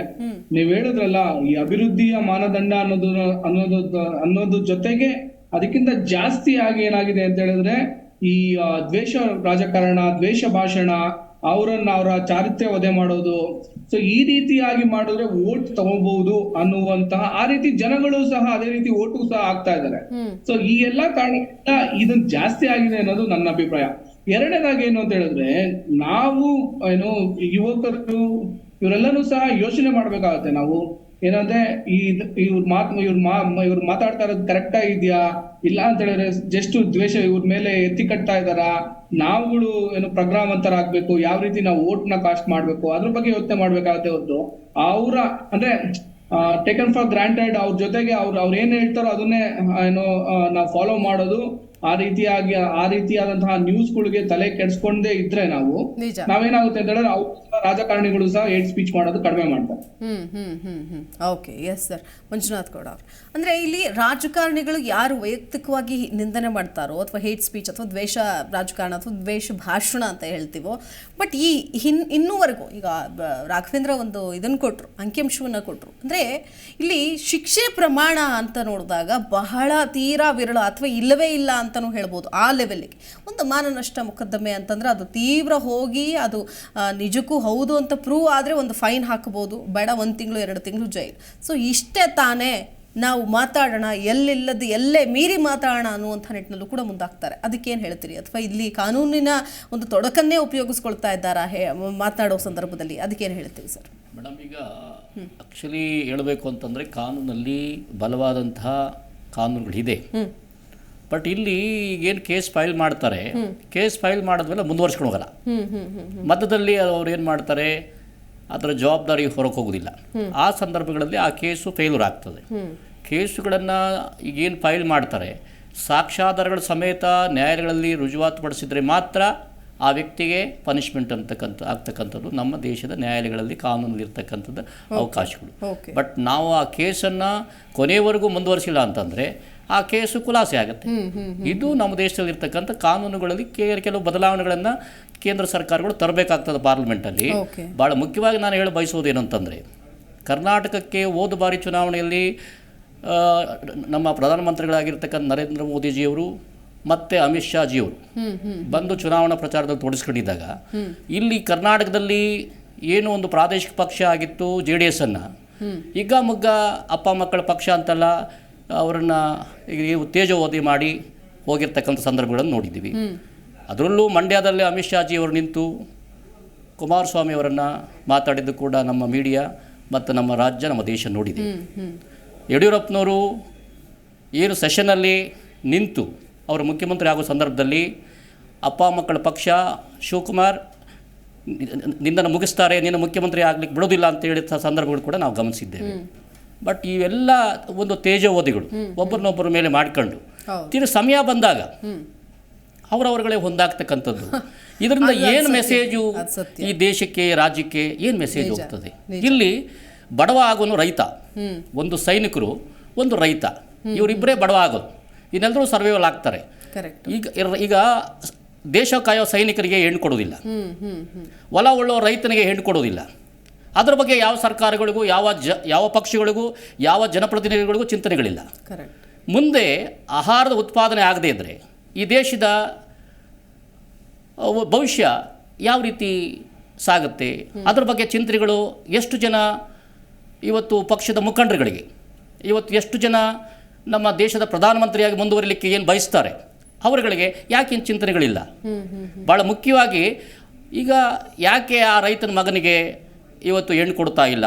ಅದಕ್ಕೆ ಏನಾದರೂ ಸ್ಕೀಮ್ ತರಬೇಕು, ಆ ವ್ಯವಸಾಯ ಮಾಡ್ತಕ್ಕಂಥ ಒಂದು ಇದನ್ನು ಉಳಿಸ್ಬೇಕು, ವ್ಯವಸಾಯ ಮಾಡುವವರ ಸಂಖ್ಯೆ ಹೆಚ್ಚಾಗಬೇಕು. ಅದಕ್ಕೆ ಏನು ಬೇಕು ಪ್ರೋತ್ಸಾಹ ಕೊಡುವಂಥದ್ದು ರಾಜ್ಯ ಮತ್ತು ಕೇಂದ್ರ ಸರ್ಕಾರ, ಬರೀ ಕೇಂದ್ರ ಸರ್ಕಾರ ಅಲ್ಲ, ರಾಜ್ಯ ಸರ್ಕಾರಗಳ ಕೂಡ ಜವಾಬ್ದಾರಿ ಹೆಚ್ಚಾಗಿದೆ. ಯಾವುದೇ ಪಕ್ಷ ನಮ್ಮ ಸರ್ಕಾರಗಳನ್ನು ರಚನೆ ಮಾಡಲಿ, ಆಳ್ವಿಕೆ ಮಾಡಲಿ, ಭಾಳ ಮುಖ್ಯವಾಗಿ ಏನಪ್ಪ ಅಂದರೆ ತೇಜೋವಧೆ ಮಾಡೋದಕ್ಕಿಂತ ಮುಂಚೆ ಯೋಚನೆ ಮಾಡಿ ಒಂದು ಬಾಯನ್ನು ಹರಿಬಿಡಬೇಕು. ಕರೆಕ್ಟ್. ಯಾರೇ ಮಾತಾಡಲಿ, ಯಾವುದೇ ಪಕ್ಷದ ಮುಖಂಡರು ಮಾತಾಡಲಿ, ಮಾತಾಡೋದಕ್ಕೆ ಮುಂಚೆ ಜವಾಬ್ದಾರಿಯುತವಾದಂಥ ಹೇಳಿಕೆಗಳನ್ನು ಕೊಡಬೇಕಾಗ್ತದೆ ಮತ್ತು ಜನರ ಮನಸ್ಸನ್ನು ಗೆಲ್ಲಬೇಕಾಗ್ತದೆ. ಮನಸ್ಸನ್ನು ಗೆದ್ದು ಅವರು ಚುನಾವಣೆಗೆ ಅವ್ರದ್ದೇ ಒಂದು ಸಂದೇಶವನ್ನು ರವಾನೆ ಮಾಡಿ ಗೆದ್ದಾಗ ಮಾತ್ರ ಆ ಒಂದು ಡೆಮೋಕ್ರಸಿಗೆ ಅರ್ಥ ಇರುತ್ತೆ ಅಂತೇಳಿ ಈ ಸಂದರ್ಭದಲ್ಲಿ ಹೇಳಲಿಕ್ಕೆ ಬಯಸ್ತೀನಿ. ಕರೆಕ್ಟ್. ಈ ಹಿಂದೆ ರಾಹುಲ್ ಗಾಂಧಿಯವರ ಕೊಟ್ಟಂತಹ ಒಂದು ಹೇಳಿಕೆ, ಮೋದಿಯನ್ನು ನ್ಯಾಮಧೇಯ ಇರೋರೆಲ್ಲರೂ ಕೂಡ ಕಳ್ಳರೆ ಅನ್ನುವಂತಹ ಆ ಒಂದು ಹೇಳಿಕೆಗೆ ಏನೆಲ್ಲ ಆಯಿತು, ಅದಾದಮೇಲೆ ಸಂಸದ ಸ್ಥಾನದಿಂದ ಅನರ್ಹ ಆದರು, ಅದಾದಮೇಲೆ ಪುನಃ ಬಂದರು. ಅಂದರೆ ನಾವು ಕೊಡುವಂತಹ ಹೇಳಿಕೆ ಮೇಲೆ ಎಚ್ಚರ ವಹಿಸಬೇಕು, ನಿಗಾ ವಹಿಸಬೇಕು ಅನ್ನೋದಕ್ಕೆ ಇದಕ್ಕಿಂತ ತಾಜಾ ಉದಾಹರಣೆ ಮತ್ತೊಂದು ಬೇಕಿಲ್ಲ. ಆದರೆ ನಿಂತಿದೆಯಾ ಅಂತ ನೋಡಿದ್ರೆ ಅದೂ ಇಲ್ಲ. ಯಾವ ಧೈರ್ಯದ ಮೇಲೆ ಮುಂದುವರಿಸ್ತಾರೆ ಅಂತ ಅನಿಸುತ್ತೆ ನಿಮಗೆ ಜಯಸಿಂಹ? ಈ ಪ್ರಜಾತಂತ್ರ ವ್ಯವಸ್ಥೆಯಲ್ಲಿ ಶ್ರೀಮತಿ ಇಂದಿರಾ ಗಾಂಧಿಯವರು ನೇರು ಮನದಿಂದ ಬಂದಿದ್ದವರು. ಅವ್ರ ಮಗಳು ಅವರು ಪ್ರಧಾನಮಂತ್ರಿ ಆಗಿದ್ದಾಗ ಅವರ ವೈಯಕ್ತಿಕ ಟೀಕೆಗಳು ಅಷ್ಟೊಂದು ಬರ್ತಿರಲಿಲ್ಲ. ಅವರ ಪ್ರತಿಷ್ಠಿತ ಕುಟುಂಬ ಮತ್ತು ಪ್ರಧಾನಮಂತ್ರಿ ಆದಾಗ ಇಂದಿರಾ ಗಾಂಧಿಗೆ 77ರ ನಂತರ ತುರ್ತು ಪರಿಸ್ಥಿತಿ ನಂತರ ಅವ್ರ ಬಗ್ಗೆನೂ ಭಾಳ ಟೀಕೆಗಳು ಕೇಳಿಬಂತು. ಇದೇ ಶ್ರೀಮನ್ ಹಿಂದೆ ಮುಖ್ಯಮಂತ್ರಿ ಆಗಿದ್ದಂಥ ಬಂಗಾರಪ್ಪನವರು ಅಂದಿನ ಪ್ರಧಾನಮಂತ್ರಿ ಆಗಿದ್ದಂಥ ನರಸಿಂಹರಾವ್ ಅವರನ್ನು ಏಕವಚನ ಬೈದಂಥ ಸಂದರ್ಭದಲ್ಲಿ ಅವರ ಅಧಿಕಾರ ಕಳ್ಕೊಂಡಂಥ ಒಂದು ದುಸ್ಥಿತಿ ಈ ರಾಜ್ಯದಲ್ಲಿ ನಡೆದಿದೆ. ಹಾಗೆ ವೀರಪ್ಪ ಮೊಯ್ಲಿಯವರು ಮಂತ್ರಿ ಆಗಿದ್ದಾಗ ಗುಂಡೂರಾವ್ ಅವರ ಮೇಲೆ ಏಕವಚನ ಪ್ರಯೋಗ ಮಾಡಿದರು ಅಂತ ಒಂದು ಇತಿಹಾಸ. ಇದರಿಂದ ಎಲ್ಲ ರಾಜಕೀಯ ಕಲುಷಿತ ಅಲ್ಲಿಂದಲೇ ಬಂತು. ಮುಂದೆ ರಾಮಕೃಷ್ಣ ಹೆಗಡೆ ಮತ್ತು ದೇವೇಗೌಡರ ನಡುವೆ ನಡೆದ ಸಂಘರ್ಷದಿಂದ ಒಂದು ಜನತಾ ಪಕ್ಷ ಆಮೇಲೆ ಜನತಾದಳ ಆಗಿ ಪರಿವರ್ತನೆ ಆಗಿದ್ದಾಗ ಆದ ಜಗಳದಿಂದ BJP ಈ ರಾಜ್ಯದಲ್ಲಿ ಅಧಿಕಾರಕ್ಕೆ ಬರಲು ಪ್ರಾರಂಭವಾಯಿತು. ಈ ಮಾತಿನ ಸಮರವೇ ಈ ರಾಜಕೀಯ ಚಲನವಲನದಲ್ಲಿ ರಾಜ್ಯದಲ್ಲಿ ಒಂದು ರಾಜಕೀಯ ಬದಲಾವಣೆಯನ್ನೇ ತಂದಂಥ ಸಂದರ್ಭ ಈ ಕಣ್ಮುಂದೆ ಜನತೆಯ ಮುಂದಿದೆ. ಮತ್ತು 46% ಈ ದೇಶದಲ್ಲಿ ಮಹಿಳೆಯರಿದ್ದಾರೆ. ಮಹಿಳೆಯರು ರಾಜಕೀಯ ಬರೋದಕ್ಕೆ ಯಾಕೆ ಎದುರ್ತಾರೆ ಅಂದರೆ ವೈಯಕ್ತಿಕ ಕೀಳು ಮಟ್ಟದ ಭಾಷೆಗಳನ್ನು ಬಳಸೋದ್ರಿಂದ. ನೋಡಿ, ಸುಮಲತಾ ಅಂಬರೀಶ್ ಅವರು ಬಂದಾಗ ಏನೆಲ್ಲ ಮಾತನಾಡಿದ್ರು. KRS ಡ್ಯಾಮ್ ಬಿರುಕು ಬಿಡ್ತಾ ಇದೆ, ಹೋಗಿ ಅವ್ರೇನೋ ಚೆಕ್ ಮಾಡಕ್ಕೆ ಹೋದಾಗ ಆಕೆನ ಅಡ್ಡ ಮಲಗಿಸಿ ಅನ್ನುವಂತಹ ನಿಟ್ಟಿನಲ್ಲಿ ಮಾತಾಡೋದು. ಇನ್ನೂ ಗಂಡ ಸತ್ತು ತಿಂಗಳಾಗಿಲ್ಲ, ಆಲ್ರೆಡಿ ಬಂದಿದ್ದಾರೆ ಅಂತೇಳಿ ರೇವಣ್ಣ ಅವರ ಮಾತುಗಳಾಗಿರ್ಬೋದು. ಅನೇಕ ಮಾತುಗಳನ್ನು ನಾವು ಕೇಳಿದ್ದೀವಿ. ಅಂದರೆ ಇವತ್ತು ಕಂಗನಾ ರನೌತ್ಗೂ ಕೂಡ ಒಬ್ಬ ಕಾಂಗ್ರೆಸ್ ನಾಯಕಿ ಹೇಳ್ತಾಳೆ ಅಂತಂದ್ರೆ ಅಂದಾಗ ಆಕೆನ ವೇಶ್ಯೆ ಅನ್ನುವಂಥ ನಿಟ್ಟಿನಲ್ಲಿ ಇಂಡೈರೆಕ್ಟಾಗಿ ಮಾತನಾಡ್ತಾರೆ ಅಂತ ಅಂದಾಗ, ಅಂದರೆ ಈ ಒಬ್ಬ ಹೆಣ್ಮಗಳ ಚಾರಿತ್ರ್ಯ ಹರಣ ಮಾಡಿಬಿಟ್ರೆ ಆಕೆ ಭಯ ಬಿದ್ದು ಹಿಂದಕ್ಕೆ ಹೋಗ್ಬಿಡ್ತಾಳೆ, ಹೆದರು ಬಿಡ್ತಾಳೆ. ಆಕೆ ಹೆದರೋದು ಒಂದೇ ಕಾರಣಕ್ಕೆ, ಅದು ತನ್ನ ಒಂದು ನಡತೆ ಬಗ್ಗೆ ಯಾರಾದರೂ ಮಾತನಾಡಿದಾಗ ಅಂತಂದಾಗ. ಸೊ ಅದನ್ನೇ ಸರಿ ಇಲ್ಲ ಅನ್ನುವಂಥ ನಿಟ್ಟಿನಲ್ಲಿ ಬಿಂಬಿಸ್ಬಿಟ್ರೆ ಅಂತ ಆಕೆ ಅದನ್ನು ಹೋರಾಟ ಮಾಡಬೇಕು, ಅದ್ರ ಬಗ್ಗೆ ಮತ್ತೊಂದಷ್ಟು ಬೆಳಕು ಚೆಲ್ಲಬೇಕು ಅಂತಂದ್ರೆ ಅಲ್ಲಿ ಮತ್ತೊಂದಷ್ಟು ಸಾರಿ ಆಕೆಯ ಬಗ್ಗೆ ಮತ್ತೆ ಅದೇ ಹೇಳಿಕೆಗಳನ್ನು ಮತ್ತೆ ಹೇಳಬೇಕಾಗತ್ತೆ, ಪುನರಾವರ್ತಿಸಬೇಕಾಗತ್ತೆ. ಅಲ್ಲಿ ಮತ್ತೆ ಮತ್ತೆ ಆಕೆ ಮೇಲೆ ದ್ವೇಷ ರಾಜಕಾರಣ ಅಥವಾ ದ್ವೇಷದ ಹೇಳಿಕೆಗಳು ಮುಂದುವರಿಯುತ್ತೆ ಹೊರತು ಅದನ್ನು ನಿಲ್ಲಿಸಬೇಕಪ್ಪ, ಇದು ತಪ್ಪು, ಖಂಡಿಸಬೇಕು. ಇದೇ ಕಾಂಗ್ರೆಸ್ನ ಸೋನಿಯಾ ಗಾಂಧಿ ಅವರಾಗಿರ್ಬೋದು, ಪ್ರಿಯಾಂಕಾ ಗಾಂಧಿ ಅವರಾಗಿರ್ಬೋದು, ಅವ್ರು ಹೇಳ್ಬೋದು ಇಂತಹ ಹೇಳಿಕೆಗಳು ಸರಿಯಲ್ಲ, ಹೆಣ್ಣು ಮಕ್ಕಳ ಬಗ್ಗೆ ಇಂತಹ ನಾವು ಕೂಡ ಇದ್ಕೊಂಡು ಇಷ್ಟೆಲ್ಲ ಹೆಣ್ಣುಮಕ್ಳು ನಾವು ಸಬಲೀಕರಣ ಮಾಡ್ತೀವಿ ಅಂತ ಹೋರಾಟ ಮಾಡ್ತಾ ಇರೋರು ಮತ್ತೊಬ್ಬ ಹೆಣ್ಣಿನ ಬಗ್ಗೆ ಕೀಳಾಗಿ ಮಾತಾಡೋದು ತಪ್ಪು ಅನ್ನುವಂಥ ಒಂದು ವಾರ್ನಿಂಗ್ ಯಾಕೆ ಕೊಡೋದಿಲ್ಲ ಅಂತ. ಅದು ಕೊಡಬೇಕಾಯಿತು. ಈ ಕಂಗನಾ ಅವ್ರ ವಿಚಾರದಲ್ಲೂ ಸೋನಿಯಾ ಗಾಂಧಿಯವರು ನಮ್ಮ ಪಕ್ಷದ ವಕ್ತಾರರ ಬಗ್ಗೆ ಎಚ್ಚರಿಕೆಯ ನಡೆ ನೀಡಿ ಅಂತ ಒಂದು ಮಾತನ್ನು ಹೇಳ್ಬೋದಾಯಿತು. ಇದು ಸುಮಲತಾ ಅವರು ಸಾಮಾನ್ಯವಾದಂಥ ವ್ಯಕ್ತಿಯಲ್ಲ. ಅಂದಿನ ಜನಪ್ರಿಯ ನಟರಾಗಿದ್ದಂಥ ಅಂಬರೀಷ್ ಅವರ ಪತ್ನಿ ಹಾಗೂ ಪಂಚಭಾಷಾ ನಟಿ, ಹಲವಾರು ಭಾಷೆಗಳನ್ನು ಕಲಿತಂಥ ಹೆಣ್ಮಗಳವರು ಏನೋ ಓದ್ಕೊಂಡಿದ್ದಾರೆ. ಅಂಥವ್ರ ಬಗ್ಗೆನೇ ಒಂದು ರಾಜಕೀಯ ಬಂದಿದ್ದಕ್ಕೆ ವೈಯಕ್ತಿಕ ನಿಂದನೆ ಭಾಳ ದೊಡ್ಡದ ಪ್ರಮಾಣದ ನಡೀತು. ಅದರಿಂದನೇ ಅವರ ವರ್ಚಸ್ಸು ಇನ್ನಷ್ಟು ಗಟ್ಟಿಯಾಗಿ ಸ್ವಾಭಿಮಾನದ ಒಂದು ವಿಷಯಕ್ಕೆ ಬಂದು ಅವ್ರ ಗೆಲುವಿನ ಹಾದಿಯನ್ನು ಹಿಡಿದ್ರು. ಆ ಗಟ್ಟಿ ನಿರ್ಧಾರವು ಸುಮಲತಾರಂತೆ ಮಹಿಳಾ ಮಣಿಗಳು ಎಚ್ಚರಿಕೆ ವಹಿಸಿದರೆ ರಾಜಕೀಯದಲ್ಲಿ ಅವ್ರಿಗೂ ಒಂದು ಒಳ್ಳೆಯ ಅವಕಾಶ ಸಿಗುತ್ತೆ. ಕಂಗನಾ ಅವರು ರಾಷ್ಟ್ರೀಯ ಮಟ್ಟದ ಚಲನಚಿತ್ರ ನಟಿಯೂ ಹೌದು, ಅಂತಾರಾಷ್ಟ್ರೀಯ ಮಟ್ಟದಲ್ಲೂ ಅವರು ಭಾಳ ದೊಡ್ಡ ಖ್ಯಾತಿಯನ್ನು ಗಳಿಸಿದ್ದಾರೆ ಮತ್ತು ಸಾಮಾಜಿಕವಾದ ವಿಚಾರಗಳನ್ನು ಅವರು ಭಾಳ ಪ್ರತಿಪಾದಿಸಿದ್ದಾರೆ. ಆ ವಿಚಾರಗಳು ಅವರ ಪಾರ್ಲಿಮೆಂಟ್ ಟಿಕೆಟ್ ಕೊಟ್ಟಿದ್ದಾಗಿಂದ ಅವರ ವೈಯಕ್ತಿಕ ವರ್ಚಸ್ಸನ್ನು ಕಡಿಮೆ ಮಾಡಿದ್ರೆ ಅವ್ರನ್ನ ಸೋಲಿಸ್ಬೋದು ಮತ್ತು ನಮ್ಮ ಪಕ್ಷಕ್ಕೆ ಲಾಭ ಆಗ್ಬೋದು ಅನ್ನೋ ದೃಷ್ಟಿಯಿಂದನೇ ಅವರು ಕಾಂಗ್ರೆಸ್ ವಕ್ತಾರರ ಥರ ಮಾತಾಡಿದ್ದಾರೆ. ಇದು 46% ಇರುವಂಥ ಈ ಮಹಿಳಾ ಈ ರಾಷ್ಟ್ರದಲ್ಲಿ ಈ ಥರ ಖಂಡನೀಯವಾದ ವಿಚಾರಗಳನ್ನು ನಡೀಬಾರ್ದು. ಈ ಬಗ್ಗೆ ಸುಪ್ರೀಂ ಕೋರ್ಟು ನೇರ ಪ್ರವೇಶ ಮಾಡಿದ್ರೆ ಮಾತ್ರ ಜನಪ್ರತಿನಿಧಿಗಳಿಗೆ ಎಚ್ಚರಿಕೆ ಎನ್ನು ಗಂಟೆಯನ್ನು ಬಾರಿಸ್ಬೋದು. ಓಕೆ ಓಕೆ ರಾಘವೇಂದ್ರ ಅವರೇ, ಈಗ ಮೊನ್ನೆ ಒಂದು ಹೇಳಿಕೆ ಆಯಿತು, ಬಹುಶಃ ನೀವು ಗಮನಿಸಿರ್ತೀರಿ ಅಂತ ಅಂದ್ಕೊಳ್ತೀನಿ. ಶಿವರಾಜ್ ತಂಗಡಗಿ ಅವರು ಸಚಿವರು ಒಂದು ಮಾತು ಹೇಳ್ತಾರೆ, ಮೋದಿ ಅವರು ಅಭಿವೃದ್ಧಿ ಮಾಡಿಲ್ಲ, ಉದ್ಯೋಗ ಕೊಡಿಸಿಲ್ಲ, ಮೋದಿ ಮೋದಿ ಅನ್ನೋ ಯುವಕರಿಗೆ ಕಪಾಳಕ್ಕೆ ಹೊಡೀರಿ ಅಂತ. ಅದಾದಮೇಲೆ BJP ನಾಯಕರು ದೊಡ್ಡ ಮಟ್ಟದಲ್ಲಿ ಇದನ್ನ ಖಂಡಿಸ್ತಾರೆ. ಅದು ಯಾವ ಕಾಂಟೆಕ್ಸ್ಟಲ್ಲಿ ಹೇಳಿದ್ರು ಅದು ತಪ್ಪು ಸರಿ ಅನ್ನುವಂಥ ಲೆಕ್ಕಾಚಾರಗಳು ಆಗ್ತಾ ಇರೋ ಸಂದರ್ಭದಲ್ಲಿ CT ರವಿ ಅವರು ಬಂದು ಹೇಳ್ತಾರೆ ಅಪ್ಪನಿಗೆ ಹುಟ್ಟಿದ್ರೆ ಅನ್ನುವಂಥ ನಿಟ್ಟಿನಲ್ಲಿ. ಅಂದರೆ ಇವರು ಹೇಳಿಕೆಯನ್ನ ಖಂಡಿಸೋ ಭರಾಟೆಯಲ್ಲಿ ಇನ್ನೂ ಕೀಳ್ಮಟ್ಟದ ಹೇಳಿಕೆಯನ್ನು ಕೊಡೋದಕ್ಕೆ ಹೋಗ್ತಾ ಇದ್ದಾರೆ. ಅಲ್ಲಿ ಆ ಚಿತ್ರಣವನ್ನೇ ಬದಲಾಗುತ್ತೆ. ಅದು ಇನ್ನೇನಕ್ಕೋ ತಿರುಗತ್ತೆ. ಅದು ಅವ್ರು ಹೇಳಿಕೆ ಬಿಟ್ಟರು, ಇವ್ರು ಹೇಳಿಕೆ ಇಟ್ಕೊಡ್ರಿ, ಇವ್ರು ಹೆಂಗೆ ಮಾತಾಡಿದ್ರು, ಅವ್ರು ನನ್ನ ತಾಯಿನೇ ಕರ್ಕೊಂಡು ಬರ್ತೀನಿ, ಅವರನ್ನೇ ಕೇಳಿ ಅನ್ನುವಂಥ ಲೆವೆಲ್ಲಿಗೆ ಹೋಗುತ್ತೆ ಅಂತಂದರೆ, ಸೊ ವೈಯಕ್ತಿಕ ನಿಂದನೆಗಳು ಯಾವ ಮಟ್ಟಕ್ಕೆ ಇಡೀ ಕುಟುಂಬವನ್ನು ಕರ್ಕೊಂಡು ಬಂದು ನಿಲ್ಲಿಸ್ತಾರೆ ಅನ್ನೋದು ಏನು ಹೇಳ್ತೀರಿ ಇದಕ್ಕೆ ರಾಘವೇಂದ್ರ? ಮೊದಲನೇದಾಗಿ ಶಿವರಾಜ್ ಅಕ್ಷಮ್ಯ ಅಪರಾಧ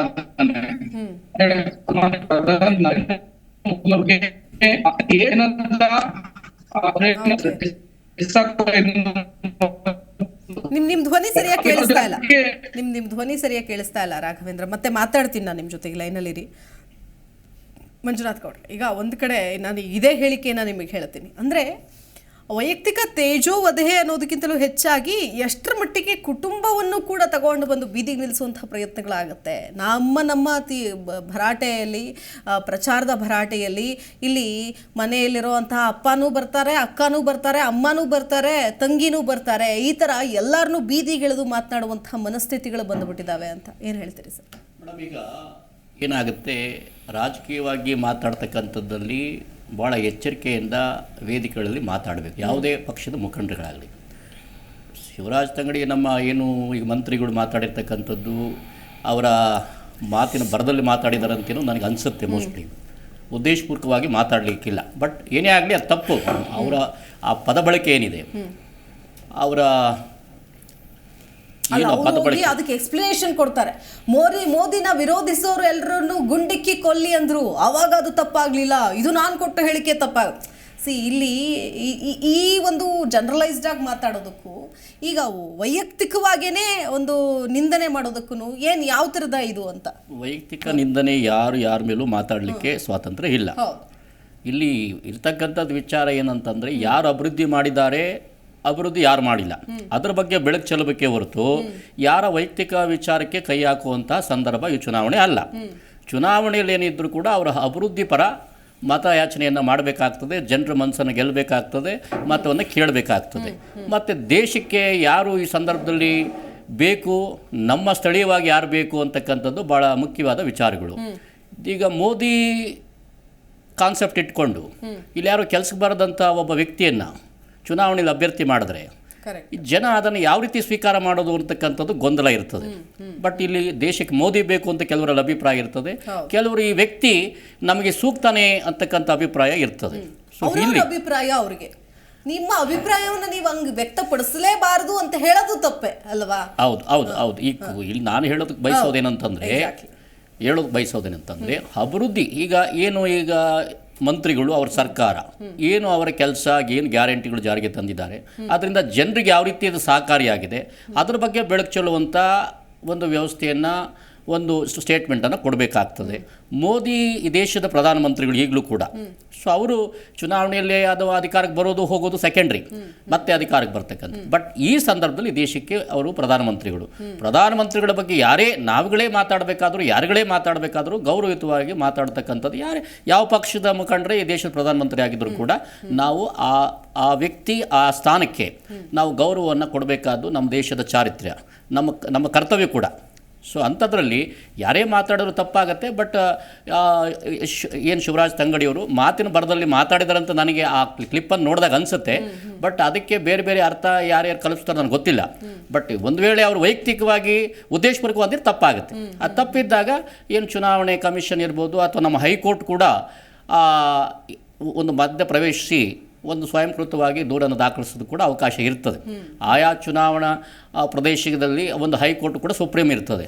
ಒಂದು ವೇಳೆ ಆ ರೀತಿಯಾದಂಥ ಒಂದು ದ್ವೇಷ ಆಡ್ತಕ್ಕಂಥದ್ದು ಅಥವಾ ಇನ್ನೇನು ಗಲಭೆ ಆಡ್ತಕ್ಕಂಥ ಸಂದರ್ಭಗಳಲ್ಲಿ ನಮ್ಮ ಹೈಕೋರ್ಟ್ ಕೂಡ ಮಧ್ಯಪ್ರವೇಶ ಮಾಡಿ ಒಂದು ಒಂದು ದೂರನ್ನು ದಾಖಲಿಸಿಕೊಂಡು ಅವ್ರ ಮೇಲೆ ಒಂದು ವಿಚಾರಣೆ ನಡೆಸಲಿಕ್ಕೆ ಕೂಡ ಹೈಕೋರ್ಟು ಒಂದು ಸರ್ವಸ್ವತಂತ್ರ ಆಗಿರುತ್ತೆ ಮೇಡಮ್. ಓಕೆ ಓಕೆ ಜಯಸಿಂಹ ಅವರು, ಅಂದರೆ ಇಲ್ಲಿ ಒಂದು ವರದಿ ಹೇಳುತ್ತೆ ಸುಮಾರಷ್ಟು ಒಂದು 75% ಘಟನೆಗಳು BJP ಆಡಳಿತ ಇರುವಂತಹ ಒಂದು ಪ್ರದೇಶಗಳಲ್ಲಿ ದ್ವೇಷ ಭಾಷಣ ಹೇಳಿಕೆಗಳು, ಅದರಲ್ಲೂ ಮುಸ್ಲಿಮರ ವಿರುದ್ಧವಾದಂತಹ ಹೇಳಿಕೆಗಳನ್ನು ಕೊಟ್ಟಿದ್ದಾರೆ ಅನ್ನುವಂತಹ ವರದಿ ಬಿಡುಗಡೆ ಆಗುತ್ತೆ 2023ರಲ್ಲಿ. ಇದಕ್ಕೇನು ಹೇಳ್ತೀರಿ? ಈ ಯಾವ ಮಟ್ಟಿಗೆ ಹೋಗ್ತಾ ಇದೆ ಹಾಗಾದರೆ? ಒಂದು ವರ್ಗವನ್ನು ಮೇಲೆತ್ತೋದಕ್ಕೋಸ್ಕರ ಒಂದು ಧರ್ಮವನ್ನು ಕೀಳಾಗಿ ನೋಡೋದು ಒಂದೇನಾ ಉಪಯೋಗ ಅಥವಾ ಒಂದು ಮಾರ್ಗ ಅಂತ? ಈ ರಾಜಕಾರಣದಲ್ಲಿ ಧರ್ಮ ತರೋದು ಭಾಳ ತಪ್ಪು. ಈ ಸಚಿವರ ಹೇಳಿಕೆ ಭಾಳ ಖಂಡನವಾದ ಹೇಳಿಕೆ. ಅವ್ರ ಉದ್ದೇಶಪೂರ್ವಕವಾಗಿ ಆ ವಿಚಾರನ ಹೇಳಿದ್ದಾರೆ ಮತ್ತು ರಾಜಕೀಯವಾಗಿ ಎದುರಿಸಲಾರದಂಥ ವಿಚಾರಗಳನ್ನು ವೈಯಕ್ತಿಕ ಮಟ್ಟದಲ್ಲಿ ತಂದರೆ ಜನರ ಭಾವನೆಗಳನ್ನು ಬೇರೆ ರೀತಿ ತಿರುಗಿಸ್ಬೋದು ಅನ್ನೋದು ಇದೆ. ಅವರ ವಿರುದ್ಧ ಸಚಿವರು ಬೇರೆ ವಿರೋಧ ಪಕ್ಷ ನಾಯಕರು ಮಾತಾಡಿದ್ದೂ ಭಾಳ ಕೀಳಾದಂಥ ಮಾತುಗಳವಲ್ಲ. ಸಿ ಟಿ ರವಿ ಅವರು ಯಾರೇ ಆಗಲಿ ಆ ರೀತಿ ಮಾತಾಡಬಾರ್ದು. ಸಚಿವ ಸ್ಥಾನದಲ್ಲಿದ್ದಂಥವರು ಅಧಿಕಾರ ನಡೆಸಬೇಕು. ಅವರ ವೈಯಕ್ತಿಕ ಚಾರಿತ್ರ್ಯ ಉದಯಗಳನ್ನು ಮಾಡುವಂಥ ಕ್ರಮಗಳನ್ನು ಜನಸಾಮಾನ್ಯರು ಖಂಡಿಸಬೇಕು.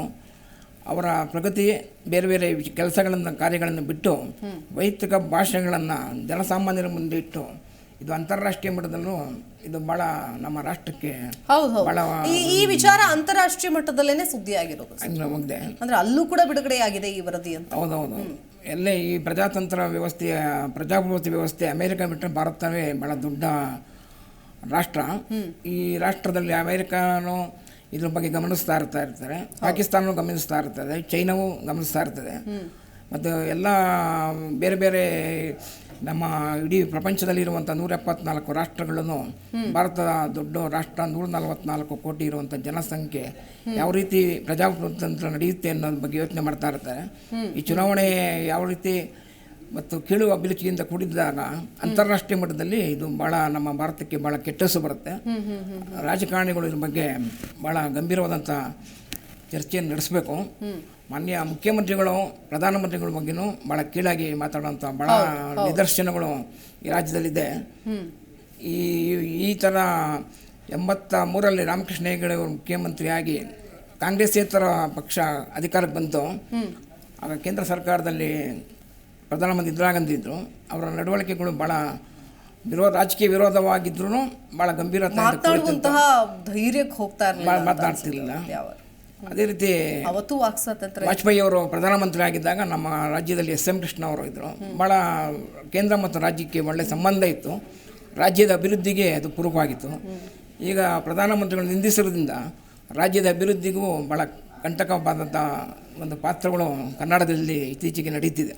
ವೈಯಕ್ತಿಕ ಭಾಷೆಗಳನ್ನು ಪ್ರಧಾನಮಂತ್ರಿಗಳು ಬಳಸಿದಾಗ ಅದು ಅವರ ವೈಯಕ್ತಿಕ ಕಾರಣಗಳಿಂದಲೇ ಕೆಲವೊಂದು ಯೋಜನೆಗಳು ನಮಗೆ ಅಡ್ಡಿಯಾಗ್ತಾ ಇದೆ.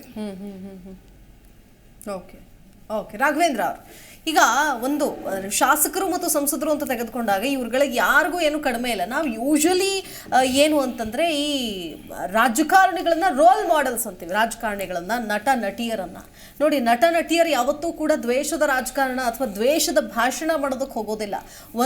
ಯಾವುದೋ ಒಂದು ವಿವಾದಾತ್ಮಕ ಹೇಳಿಕೆ ಅಲ್ಲೊಂದು ಇಲ್ಲೊಂದು ಬರ್ತಾ ಇರುತ್ತೆ. ಪ್ರಕಾಶ್ ರಾಜ್ ಅಂತವರು ಮತ್ತವರು ಇಂಥವ್ರು ಅವ್ರಿಗೆ ಬೇಕಾದ ಹೇಳಿಕೆಗಳನ್ನು ಕೊಡ್ತಾ ಇದ್ದಾರೆ. ಇದು ನನ್ನ ನಿಲುವು ಅಂತ ಹೇಳ್ತಾರೆ. ಓಕೆನಾ, ಅದು ಅವ್ರ ನಿಲುವು ಆಗಿರಬಹುದು. ಆದರೆ ಅದನ್ನ ಹೊರತುಪಡಿಸಿ ರಾಜಕಾರಣಿಗಳು ಆಡುವಂತಹ ಪ್ರತಿಯೊಂದು ಮಾತು ಅವರ ಎಷ್ಟೋ ಸಾವಿರಾರು ನೂರಾರು ಹಿಂಬಾಲಕರು ಕೇಳಿಸ್ಕೊಳ್ತಾ ಇರ್ತಾರೆ. ಓಕೆ, ನಮ್ಮ ನಾಯಕರು ಹಿಂಗೆ ಹೇಳಿದ್ದಾರೆ, ಹಾಗಾದ್ರೆ ಇದೇ ಸರಿ. ಅವ್ರು ಯಾರೋ ಸರಿ ಇಲ್ಲ ಅಂದಿದ್ದಾರೆ, ಹಾಗಾದ್ರೆ ಅವರು ಸರಿ ಇಲ್ಲ. ಅದನ್ನಷ್ಟೇ ತಿಳ್ಕೊಳ್ಳಲ್ಲ ಅವರು. ಅದಕ್ಕೆ ಇನ್ನೂ ಒಂದು 10 ವಾಕ್ಯಗಳನ್ನ ವ್ಯಾಖ್ಯಾನಿಸೋ ಮೂಲಕ ತಮ್ಮ ಜೊತೆಗಿರೋರಿಗೆ ಹರಡಿಸ್ತಾ ಪಸರಿಸ್ತಾ ಹೋಗ್ತಾರೆ. ಇದೇ ವಿಷಯಗಳು ಎಷ್ಟೋ ಹೊಡೆದಾಟಕ್ಕೆ, ಬಡಿದಾಟಕ್ಕೆ, ಸಾವಿಗೆ, ಕೊಲೆಗಳಿಗೂ ಕೂಡ ಕಾರಣ ಆಗಿರೋದನ್ನು ನಾವು ನೋಡಿದ್ದೀವಿ ನಮ್ಮ ರಾಜ್ಯದಲ್ಲಿ, ನಮ್ಮ ದೇಶದಲ್ಲಿ. ಏನು ಹೇಳ್ತೀರಿ?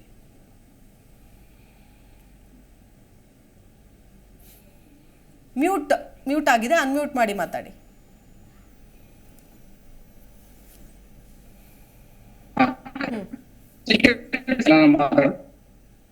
ಹೇಳಿ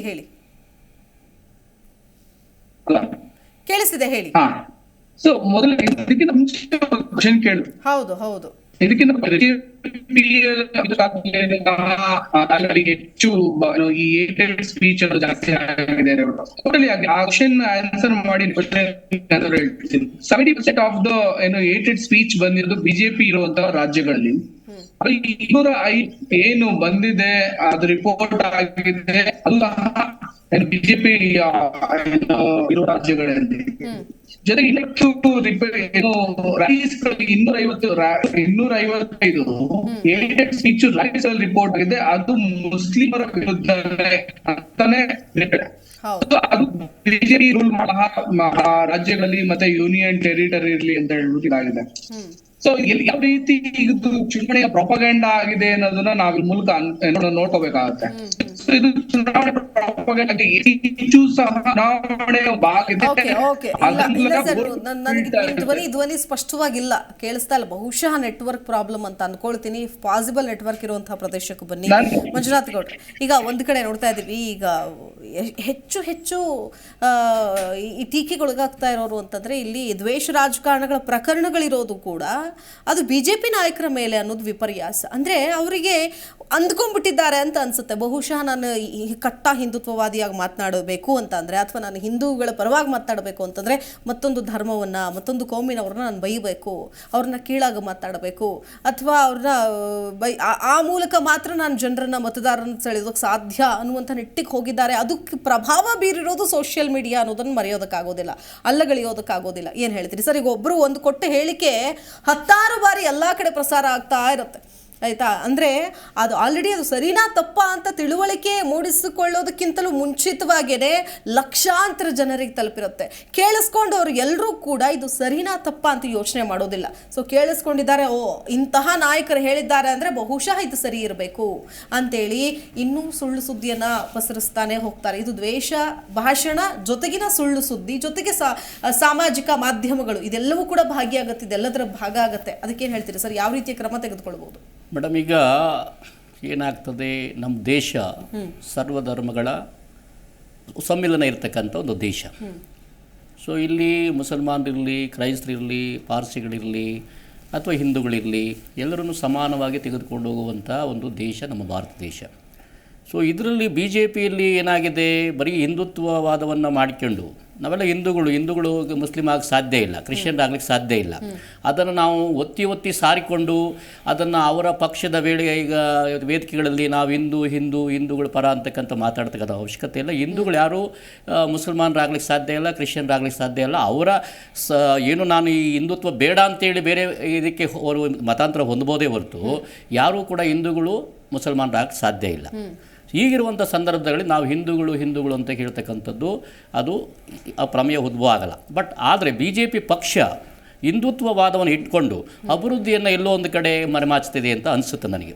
ಯಾಕೆ ಅಂತಂದರೆ ಇವತ್ತು ಬಿ ಜೆ ಪಿ ಪಕ್ಷ ನಮ್ಮ ದೇಶದ ಹಣಕಾಸು ಸಚಿವರಾದಂಥ ನಿರ್ಮಲಾ ಸೀತಾರಾಮನ್ ಅವರಿಗೆ ರಾಜ್ಯಸಭಾ ಸದಸ್ಯರಾಗಿ ಮಾಡಿದಂಥ ಸಂದರ್ಭ ಭಾಳ ಸಂತೋಷ ಸಂದರ್ಭನೇ. ಯಾಕೆಂದರೆ ಇಲ್ಲಿಂದ ಆಯ್ಕೆಯಾಗಿ ಈ ದೇಶದ ಹಣಕಾಸು ಸಚಿವರಾಗಿರ್ತಕ್ಕಂಥದ್ದು ನಮ್ಮ ರಾಜ್ಯಕ್ಕೆ ಒಳ್ಳೆಯ ಒಂದು ಸುದ್ದಿ, ಒಂದು ಸಂತಸ. ಅವರ ಅವಧಿ ಕೂಡ ಮುಗಿತಾ ಇದೆ. ಇಂಥ ಸಂದರ್ಭದಲ್ಲಿ ಈ ರಾಜ್ಯದಲ್ಲಿ ಏನಾದರೂ ಒಂದು ಬರಗಾಲ ಇದೆ, ಒಂದು ಸಮಸ್ಯೆ ಇದೆ ಅಂದಾಗ ಅವರು ಇಲ್ಲಿ ಬಂದು ಅವ್ರ ಪಕ್ಷದ ಮುಖಂಡರುಗಳು ಮತ್ತು ಇಲ್ಲಿನ ಸರ್ಕಾರ ಜೊತೆಗೂಡಿ ಒಂದು ಸಭೆ ಮಾಡಿ ಈ ರಾಜ್ಯಕ್ಕೆ ಏನು ಬೇಕು ಅಂತ ಕೇಳುವಂಥ ವ್ಯವಧಾನವೂ ಕೂಡ ಅವರಲ್ಲಿ ಇಲ್ಲದೆ ಹೋದರೆ ಈ ರಾಜ್ಯಕ್ಕೆ ಇಲ್ಲಿಂದ ರಾಜ್ಯಸಭೆ ಒಂದು ಸದಸ್ಯರಾಗಿ ಹೋಗಿ ಕೇಂದ್ರದಲ್ಲಿ ಮಂತ್ರಿಯಾಗಿ ಈ ರಾಜ್ಯಕ್ಕೆ ಏನು ಉಪಯೋಗ ಆಯಿತು? ಈಗ ಫಾರ್ ಎಕ್ಸಾಂಪಲ್ ಮೇಕೆದಾಟು ಕಟ್ಟಬೇಕಾಗಿತ್ತು, ಪರ್ಮಿಷನ್ ಕೊಡಿಸ್ಬೇಕಾಗಿತ್ತು. ಅವರ ಪಾತ್ರ ಕೇಂದ್ರದಲ್ಲಿ ಭಾಳ ದೊಡ್ಡ ಪಾತ್ರ ಇತ್ತು. ಹಣಕಾಸು ಕೊಡೋದಕ್ಕಾಗಲಿ ಅಥವಾ ಪ್ರಧಾನಮಂತ್ರಿಗಳ ಜೊತೆ ಒಂದು ಸಂಯೋಜನೆ ಮಾಡಿ ಈ ಯೋಜನೆ ಆಗೋದ್ರಿಂದ ಇವತ್ತೇನು ಕೆಲವು ಇದು ಬೆಂಗಳೂರಂಥ ಮಹಾನಗರಕ್ಕೆ ಮತ್ತು ಕೆಲವು ಜಿಲ್ಲೆಗಳಿಗೆ ಉಪಯೋಗ ಆಗ್ತದೆ ಅಂತಕ್ಕಂಥದ್ದನ್ನು ಇಲ್ಲಿ ಸಭೆ ಮಾಡಿ ಆ ಸಭೆಯಲ್ಲಾದಂಥ ಒಂದು ತೀರ್ಮಾನವನ್ನು ಪ್ರಧಾನಮಂತ್ರಿಗಳಿಗೆ ತಿಳಿಪಡಿಸಿ ಇಲ್ಲಿ ಆ ಒಂದು ಮೇಕೆದಾಟು ಯೋಜನೆ ಆಗಿದ್ದರೆ ಇಷ್ಟೊತ್ತಿಗೆ ಆಗಿದ್ದರೆ ಇವತ್ತು ಬೆಂಗಳೂರು ನೀರಿನ ಸಮಸ್ಯೆ ಉದ್ಭವ ಆಗ್ತಿಲ್ಲ ಅಂತ ನನ್ನ ಅನಿಸಿಕೆ. ಸಮಸ್ಯೆಗಳ ಬಗ್ಗೆ ಮಾತಾಡಿ ಅಂತಂದಾಗ ಇವ್ರು ಯಾರಿಗೂ ಅಷ್ಟೊಂದು ಆಸಕ್ತಿನೇ ಇರೋದಿಲ್ಲ. ಸರ್ವೇಸಾಮಾನ್ಯವಾಗಿ ನೋಡ್ತೀವಿ. ಅಭಿವೃದ್ಧಿ ಬಗ್ಗೆ ಮಾತಾಡಿ, ಸಮಸ್ಯೆಗಳು ಅದೇ ಅವ್ರ ಬಗ್ಗೆ ಹಿಂಗೆ ಹೇಳ್ತೀನಿ ನಿಮಗೆ ಯಾರಿಗೂ ಗೊತ್ತಿಲ್ಲದಿರೋ ವಿಷಯ, ಹಿಂಗೆ ಅಲ್ಲೋಗಿದ್ರು ಇಲ್ಲೋಗಿದ್ರು, ಅವ್ರ ಸಿಡಿ ಇದೆ, ಇನ್ನೊಂದಿದೆ, ಮತ್ತೊಂದಿದೆ ಅನ್ನೋದು ಹೇಳ್ತಾರೆ ಅಂತಂದ್ರೆ ನೋಡಿ, ಅಲ್ಲಿರೋರೆಲ್ಲ ಸಿಳ್ಳೆ ಹಾಕ್ತಾರೆ, ಚಪ್ಪಳೆ ಬಾರಿಸ್ತಾರೆ. ಅದ್ರ ಅವ್ರದ್ದು ತಪ್ಪೆ, ಕೇಳೋರ್ದು ತಪ್ಪೆ, ಹೇಳೋರ್ದು ತಪ್ಪೆ. ಅದು ಎಷ್ಟು ಆಸಕ್ತಿ ಇರುತ್ತೆ, ಕುತೂಹಲ ಇರುತ್ತೆ ಅಂತಂದರೆ ಅದ್ರ ಜೊತೆಗೆ ಒಂದಷ್ಟು ಬೇರೆ ಬೇರೆ ಸೋಷಿಯಲ್ ಮೀಡಿಯಾ ಪ್ಲಾಟ್ಫಾರ್ಮ್ಗಳನ್ನು ಕೂಡ ಬಳಸ್ಕೊಳ್ತಾರೆ. ಅವರಿಗೆ ಇನ್ನೂ ಇನ್ನಿಲ್ಲದ ಆಸಕ್ತಿ, ಒಬ್ಬ ವ್ಯಕ್ತಿಯ ಚಾರಿತ್ರ್ಯ ಹರಣ ಮಾಡ್ತೀವಿ, ಇನ್ನೇನೋ ಒಂದು ಸುಳ್ಳು ಸುದ್ದಿಯನ್ನು ಪ್ರಸಾರ ಮಾಡ್ತೀವಿ ಅಂತಂದಾಗ. ಆದರೆ ಕೊಡೋ ಹೇಳಿಕೆಗಳು ಸುಳ್ಳಾದ ಸಂದರ್ಭದಲ್ಲಿ ಮಾನನಷ್ಟ ಮೊಕದ್ದಮೆ ಅಂತ ನಾವು ಹೇಳ್ತೀವಲ್ಲ, ಇದು ಎಷ್ಟು ಪ್ರಬಲವಾಗಿದೆ, ಯಾರ ವಿರುದ್ಧ ಹಾಕಬಹುದು, ಅದನ್ನ ಒಂಚೂರು ಇನ್ ಡೀಟೇಲ್ ಆಗಿ ಹೇಳ್ತೀರಾ ಮಂಜುನಾಥ್ ಗೌಡ್ರು? ಮೇಡಮ್, ಮಾನನಷ್ಟ ಮೊಕದ್ದಮೆ ಈಗ ಯಾವ ವ್ಯಕ್ತಿ ಮೇಲೆ ಆರೋಪವನ್ನು ಮಾಡಿದ್ದಾರೆ. ಈ ಫಾರ್ ಎಕ್ಸಾಂಪಲ್ ಏನು ಈ ಮಾಧ್ಯಮದಲ್ಲಿ ಬರ್ತಾ ಇದೆ, ಕಂಗನಾ ಅವರ ಮೇಲೆ ಮಾತನಾಡಿದ್ದಾರೆ, ಇವತ್ತು ಏನು ಕಾಂಗ್ರೆಸ್ ವಕ್ತಾರರು ಮಾತಾಡಿದ್ದಾರೆ ಅಂತಕ್ಕಂಥದ್ದು. ಕಂಗನಾ ಅವರೇ ನೇರವಾಗಿ ಮಾನನಷ್ಟ ಮೊಕದ್ದಮೆಯನ್ನ ಹೂಡಬಹುದು. ಸಾಕ್ಷ್ಯಾಧಾರಗಳನ್ನು ನ್ಯಾಯಾಲಯಕ್ಕೆ ಹಾಜರುಪಡಿಸಿದ್ರೆ ಮಾತ್ರ ಆ ಕೇಸಲ್ಲಿ ಅವರಿಗೆ ಶಿಕ್ಷೆ ಆಗುತ್ತೆ. ಸಾಕ್ಷ್ಯಾಧಾರಗಳನ್ನು ನ್ಯಾಯಾಲಯಕ್ಕೆ ಒದಗಿಸದೆ ಹೋದರೆ ಆ ಕೇಸು ಖುಲಾಸೆ ಆಗುತ್ತೆ. ಸರಿ, ಈಗ ಎಷ್ಟೋ ಸಂದರ್ಭದಲ್ಲಿ ಬರ್ತಾರಲ್ಲ, ಏನು ನನ್ನ ಹೇಳಿಕೆ ಅಲ್ಲ, ಇದನ್ನು ತಿರ್ಚಿದ್ದಾರೆ, ಮಾರ್ಫ್ ಮಾಡಿಬಿಟ್ಟಿದ್ದಾರೆ, ಇನ್ನೇನೋ ಮಾಡಿಬಿಟ್ಟಿದ್ದಾರೆ ಅಂತ ಹೇಳ್ತಾರೆ. ಮೊನ್ನೆ ವಿಧಾನಸೌಧದಲ್ಲಾದ ಒಂದು ಘೋಷಣೆ ಕೂಡ ನಿಮಗೆ ನೆನಪಿರಬೇಕು, ಪಾಕಿಸ್ತಾನ್ ಜಿಂದಾಬಾದ್ ಅಂದಂತಹ ಒಂದು ಘೋಷಣೆ. ಅದಂತೂ ಕೂಡ ಖಂಡನೀಯ. ಅದಂತೂ ಕೂಡ ಭಾಳ ನಿಜಕ್ಕೂ ಕೂಡ ಯಾರೇ ಯಾವುದೇ ಜಾತಿಯವರು, ಯಾವುದೇ ಧರ್ಮದವರು ಆ ಒಂದು ಕೂಗನ್ನು ಏನು ಇವತ್ತು ಪಾಕಿಸ್ತಾನ ಜಿಂದಾಬಾದ್ ಅಂತಕ್ಕಂಥದ್ದು, ಅದು ಭಾರತದ ಕರ್ನಾಟಕದ ನೆಲದಲ್ಲಿ ನಿಂತು ಅದು ವಿಧಾನಸಭೆಯೊಳಗೆ ಆ ಒಂದು ಶಬ್ದವನ್ನು ಪ್ರಯೋಗ ಮಾಡಿರ್ತಕ್ಕಂಥದ್ದು ನಿಜಕ್ಕೂ ಕೂಡ ಖಂಡನೀಯ. ಆ ರೀತಿಯಾದಂತಹ ಹೇಳಿಕೆಯನ್ನು ಕೊಟ್ಟವರಿಗೆ ಪ್ರಧಾನಮಂತ್ರಿಗಳೇ ಸ್ವತಃ ಅದರ ಮೇಲೆ ಕ್ರಮವನ್ನು ಜರುಗಿಸ್ಬೋದು. ಇಲ್ಲ ಅಂತಂದ್ರೆ ನಮ್ಮ ಹೈಕೋರ್ಟು ಸ್ವಯಂ ದೂರನ್ನು ದಾಖಲಿಸಿಕೊಂಡು ಅವರ ಮೇಲೆ ಕಠಿಣ ಕ್ರಮಕ್ಕೆ ಕೂಡ ಮುಂದಾಗ್ಬೋದು. ಏಕೆಂದರೆ ಪಾಕಿಸ್ತಾನ ಜಿಂದಾಬಾದ್ ಅಂತಂದರೆ ಅದು ಅರ್ಥಹೀನ. ಏಕೆಂತಂದರೆ ಭಾರತದ ನೆಲದಲ್ಲಿ, ಭಾರತದ ನೆಲ, ಜಲ, ವಾಯುವನ್ನು ಬಳಸ್ಕೊಂಡು ಇನ್ನೊಂದು ದೇಶದ ಒಂದು ಇದನ್ನು ನಾವು ಬಳಸ್ತಕ್ಕಂಥದ್ದು ಅದು ಸರಿಯಾದಲ್ಲ. ಸೊ ಯಾವುದೇ ಕಾರಣಕ್ಕೂ ಕೂಡ ಇನ್ನೊಂದು ದೇಶವನ್ನು ಹೋಲೈಸ್ತಕ್ಕಂಥ ಸ್ಥಿತಿ ನಮ್ಮ ಭಾರತ ದೇಶಕ್ಕೆ ಬಂದಿಲ್ಲ. ನಾವು ಸುಭದ್ರವಾಗಿದ್ದೇವೆ, ನಮ್ಮ ದೇಶ, ನಮ್ಮ ರಾಜ್ಯ ಸುಭದ್ರವಾಗಿದೆ. ಈ ಬರಗಾಲ ಇದ್ದರೂ ಕೂಡ ಸುಭದ್ರವಾಗಿದ್ದೇವೆ. ಅದು ಯಾವುದೇ ರೀತಿಯಾದಂಥ ತೊಂದರೆ ನಮ್ಮ ನಾಗರಿಕರಿಗಿಲ್ಲ. ಬಟ್ ನಮಗೆ ಮುಂದಿನ ದಿನಮಾನಗಳಲ್ಲಿ ಇರ್ತಕ್ಕಂಥದ್ದು ರೈತರನ್ನು ಉಳಿಸಲಿಕ್ಕೆ ಎಲ್ಲ ಪಕ್ಷಗಳು, ಎಲ್ಲ ಬರ್ತಕ್ಕಂಥ ಎಲ್ಲ ಸರ್ಕಾರಗಳು ಕೂಡ ಕ್ರಮ ವಹಿಸಿದ್ರೆ ಮಾತ್ರ ಯಾವುದೇ ರೀತಿಯಾದಂಥ ಆಪತ್ತಿಲ್ಲ. ಬಟ್ ಇವತ್ತಿನ ಒಂದು ಟಾಪಿಕ್ ಏನಿದೆ, ಕೀಳು ಹೇಳಿಕೆ. ಕೀಳು ಹೇಳಿಕೆಗೆ ಭಾಳ ಜವಾಬ್ದಾರಿಯುತವಾಗಿ ಪ್ರತಿಯೊಬ್ಬ ನಾಯಕನು ಕೂಡ ಎಚ್ಚರಿಕೆಯಿಂದ ಮಾತಾಡಲಿ ಅಂತೇಳಿ ನಾನು ಈ ಒಂದು ವೇದಿಕೆ ಮುಖಾಂತರ, ಈ ಒಂದು ವಾಹಿನಿ ಮುಖಾಂತರ ಅವ್ರಿಗೆ ಎಚ್ಚರಿಕೆಯನ್ನು, ಇಡೀ ದೇಶದಲ್ಲಿ ಎಚ್ಚರಿಕೆಯನ್ನು ವಹಿಸಿ ಮಾತಾಡಲಿ. ನಾನು ಆಗಲೇ ಹೇಳ್ದಂಗೆ ಅಪ್ಪ ಮಕ್ಕಳ ಪಕ್ಷ ಅಂತೇಳಿ ಮಾತಾಡಿದ್ರು ನಮ್ಮ ಈ ದೇಶದ ಪ್ರಧಾನಮಂತ್ರಿಗಳಾಗಿರ್ತಾರೆ ನರೇಂದ್ರ ಮೋದಿಜಿಯವರು, ಅಮಿತ್ ಶಾಜಿಯವರು. ಸೊ ಏನು ಮಾತಾಡಿದ್ರು, ಇವತ್ತು ಬರಬೇಕು, ಪ್ರಚಾರಕ್ಕೆ ಬರಬೇಕು, ಈ ಸಲ ಬರಬೇಕು. ಅವರು ಇವತ್ತೇನು ಸಂದೇಶ ಕೊಡ್ತಾರೆ? ಅಪ್ಪ ಮಕ್ಕಳ ಒಂದು ಪಕ್ಷವನ್ನೇ ದಬ್ಬಿಕೊಂಡಿದ್ದಾರೆ. ಮತ್ತು ಅಪ್ಪ ಮಕ್ಕಳ ಪಕ್ಷ ಅಂದರೆ ಯಡಿಯೂರಪ್ಪನವ್ರ ಮಗನಿಗೆ ಇವತ್ತು ರಾಜ್ಯಾಧ್ಯಕ್ಷ ಪಟ್ಟವನ್ನು ಕಟ್ಟಿದ್ದಾರೆ. ಕಾಂಗ್ರೆಸ್ಗೆ ಏನು ಇವರು ಒಂದು ಟಾಂಗ್ ಕೊಡ್ತಾರೆ? ಏನು ಕೊಡಲಿಕ್ಕೆ ಇವ್ರ ಬತ್ತಳಿಕೆಯಲ್ಲಿದೆ? ಒಂದು ಮಾತನ್ನು ಮಾತಾಡಬೇಕಾದ್ರೆ ಮುಂದೊಂದು ದಿನ ಅಂಥ ಸಂದರ್ಭ ನಮಗೆ ಬರುತ್ತೆ ಅಂತೇಳಿ ಯೋಚನೆ ಮಾಡಬೇಕು. ಎಲ್ಲ ರಾಜಕೀಯ ಪಕ್ಷದ ಮುಖಂಡರು ಕೂಡ ಅವರೇ ಅಂತಲ್ಲ, ಯೋಚನೆ ಮಾಡಿ ನಾವೊಂದು ಸ್ಟೇಟ್ಮೆಂಟನ್ನು ಕೊಡಬೇಕಾಗ್ತದೆ, ಹೇಳಿಕೆಯನ್ನು ಕೊಡಬೇಕಾಗ್ತದೆ. ಕೀಳು ಮಟ್ಟದ ಹೇಳಿಕೆ ಆಗಲಿ ಅಥವಾ ಇನ್ನೊಬ್ಬರನ್ನು ತೇಜೋವಧೆ ಮಾಡೋ ಸಂದರ್ಭದಲ್ಲಿ ನಮಗೂ ಆ ಸಂದರ್ಭ ಮುಂದೊಂದು ದಿವಸ ಒದಗುತ್ತೆ ಅಂತಕ್ಕಂಥದ್ದು ಎಲ್ಲರೂ ಭಾವಿಸಬೇಕಾಗ್ತದೆ. ಇವತ್ತು ಅಪ್ಪ ಮಕ್ಕಳ ಪಕ್ಷ ಅಂತ ಹೇಳಿದವರು ಇವತ್ತು ವಿಜೇಂದ್ರ ಅವ್ರಿಗೆ ಯಾಕೆ ಇವತ್ತು ರಾಜ್ಯಾಧ್ಯಕ್ಷ ಪಟ್ಟ ಕೊಟ್ಟರು? ಮಗನಿಗೆ ಯಾಕೆ ಕೊಟ್ಟರು? ಇನ್ಯಾರು ಕರ್ನಾಟಕ ರಾಜ್ಯದಲ್ಲಿ ಇರಲಿಲ್ವೇ? ನಿಜ. ಎಸ್, ಜಯಸಿಂಹ ಜಯರಾಮ್ ರಮೇಶ್ ಅವರು ಹೇಳ್ತಾರೆ, ಅಂದರೆ ಸಾವಿನ ಕಾಲ ಬಂದುಬಿಟ್ಟಿದೆ ಪ್ರಧಾನಿ ಮೋದಿ ಅವರಿಗೆ. ಒಬ್ಬ ಪ್ರಧಾನಿ ಸ್ಥಾನದಲ್ಲಿರೋರಿಗೆ ನೀವು ಏನು ಇದು ಭವಿಷ್ಯ ನುಡಿತಾ ಇದ್ದಾರಾ ಅಥವಾ ಏನಾದರೂ ಗಿಣಿ ಶಾಸ್ತ್ರ ಹೇಳೋದಕ್ಕೆ ಕೂತಿದ್ದಾರಾ? ಸಾವನ್ನ ನಮ್ಮ ಶತ್ರುಗೂ ನಾವು ಸರ್ವೇಸಾಮಾನ್ಯವಾಗಿ ಬಯಸೋದಿಲ್ಲ. ಅಂಟಿಲ್ ಅನ್ಲೆಸ್ ಅವ್ರೇನೋ ಘೋರ ಶಿಕ್ಷೆ ಮಾಡಿರಬೇಕು, ಅದು ಪ್ರೂವ್ ಆಗಬೇಕು ಕೋರ್ಟಿನ ಆಯಾಮದಲ್ಲಿ. ಅದಕ್ಕೂ ಕೂಡ ಜೀವಾವಧಿ ಇದ್ರೂ ಅದು ಯಾರಿಗೂ ಕೂಡ ಗೊತ್ತಾಗದೇ ಇರೋ, ಬೆಳಕಿನ ಜಾವ ಆತನಿಗೆ ನೋವಾಗದೇ ಇರೋ ರೀತಿಯಾಗಿ ಗಲ್ಲು ಶಿಕ್ಷೆ ಕೊಡೋದು ನಮ್ಮಲ್ಲಿರುವಂತಹ ವಾಡಿಕೆ. ಆದರೆ ಒಬ್ಬರ ಸಾವನ್ನು ನಾವು ಹೇಳ್ತಾ ಇದ್ದೀವಿ, ಅದು ಒಬ್ಬ ಪರಮೋಚ್ಚ ಸ್ಥಾನದಲ್ಲಿರುವಂತಹ ವ್ಯಕ್ತಿ, ಒಬ್ಬ ಪ್ರಧಾನಿಯವರ ಸಾವಿನ ಬಗ್ಗೆ ಮಾತಾಡ್ತಾರೆ ಅಂತಂದರೆ ಯಾವ ಮಟ್ಟಕ್ಕೆ ಹೋಗ್ತಾ ಇದೆ ಮನಸ್ಥಿತಿಗಳು ಅಂತ ಅನ್ಸುತ್ತೆ. ಇದಕ್ಕೇನು ಹೇಳ್ತೀರಿ? ಜಯರಾಮ್ ರಮೇಶ್ ಅವರು ಸಾಮಾನ್ಯ ವ್ಯಕ್ತಿ ಅಲ್ಲ, ಭಾಳ ತಿಳುವಳಿಕೆ ಉಳ್ಳಂಥವ್ರು. ರಾಜ್ಯಸಭೆಯ ಸದಸ್ಯರಾಗಿ ಕರ್ನಾಟಕದಿಂದ ಹೋದಂಥವ್ರು, ಆಮೇಲೆ ಕಾಂಗ್ರೆಸ್ಸಿನ ಅಧಿಕೃತ ವಕ್ತಾರರು ಮತ್ತು ಟ್ವಿಟರ್ನಲ್ಲಿ ಅವರ ಪಾತ್ರ ಭಾಳ ಮುಖ್ಯವಾದಂಥದ್ದು. ಅವರು ಈ ಥರ ಮಾತಾಡಿದ್ದು ಭಾಳ ದುರ್ದೈವ್ಯ ಮತ್ತು ಭಾಳ ಖಂಡನೀಯವಾದಂಥ ವಿಚಾರ. ಪ್ರಧಾನಮಂತ್ರಿ ವೈಯಕ್ತಿಕ ನಿಂದನೆ ಬೇರೆ, ಪ್ರಧಾನಮಂತ್ರಿ ಸ್ಥಾನದಲ್ಲಿದ್ದಾಗ ಒಂದು ಪಕ್ಷದ ಅಧಿಕೃತ ವಕ್ತಾರರಾಗಿ ಈ ರೀತಿ ಹೇಳಿಕೆ ಕೊಡೋದು ಭಾಳ ವಿಷಾದನೀಯವಾದಂಥ ವಿಚಾರ. ಈ ರೀತಿ ಹೇಳಿಕೆ ಕೊಡಬಾರ್ದು.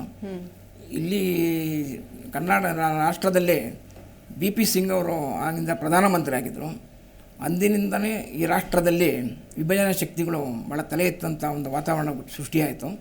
ಮತ್ತು ಅಂದಿನಿಂದಲೇ ನಮ್ಮ ರಾಷ್ಟ್ರ ಹಿಂದೂ ಮತ್ತು ಮುಸ್ಲಿಂ ಎಂಬ ವಿಭಜನಾ ಶಕ್ತಿಗಳು ಹುಟ್ಟಾಕಲಿಕ್ಕೆ BP ಸಿಂಗ್ ಅವರೇ ಭಾಳ ದೊಡ್ಡ ಕಾರಣ. ಅದು ಯಾವಾಗ ಅದ್ವಾನಿಯವರ ರಥಯಾತ್ರೆ ತಡೆಯೋದಕ್ಕೆ ಇವರು ಪ್ರಯತ್ನ ಪಟ್ಟು ಅದು ಶಾಂತಿಯುತವಾಗಿ ನಡೆದಂತಹ ಪ್ರತಿಭಟನೆಯನ್ನು BP ಸಿಂಗ್ ಅವರು ಬಲವಂತವಾಗಿ ಏರಿದ್ದೇ ಈ ದೇಶದಲ್ಲಿ ಒಬ್ಬರನ್ನೊಬ್ಬರು ಕೆರಸಾಟ ಹೆಚ್ಚಕ್ಕೆ ಕಾರಣ ಆಯಿತು ಮತ್ತು ವೈಯಕ್ತಿಕ ನಿಂದನೆಗೆ ಭಾಳ ದೊಡ್ಡ ಕಾರಣವಾಯಿತು. ಮತ್ತು ರಾಜೀವ್ ಗಾಂಧಿಯವರ ಬಗ್ಗೆ ಅವರು ಬಳಸಿದಂಥ ಮಾತುಗಳು ಈ ರಾಷ್ಟ್ರದ ರಾಜಕಾರಣದ ಚಿತ್ರಣವನ್ನೇ ಬದಲಾವಣೆ ಮಾಡುವಂಥ ಸಂದರ್ಭ ಬಂತು.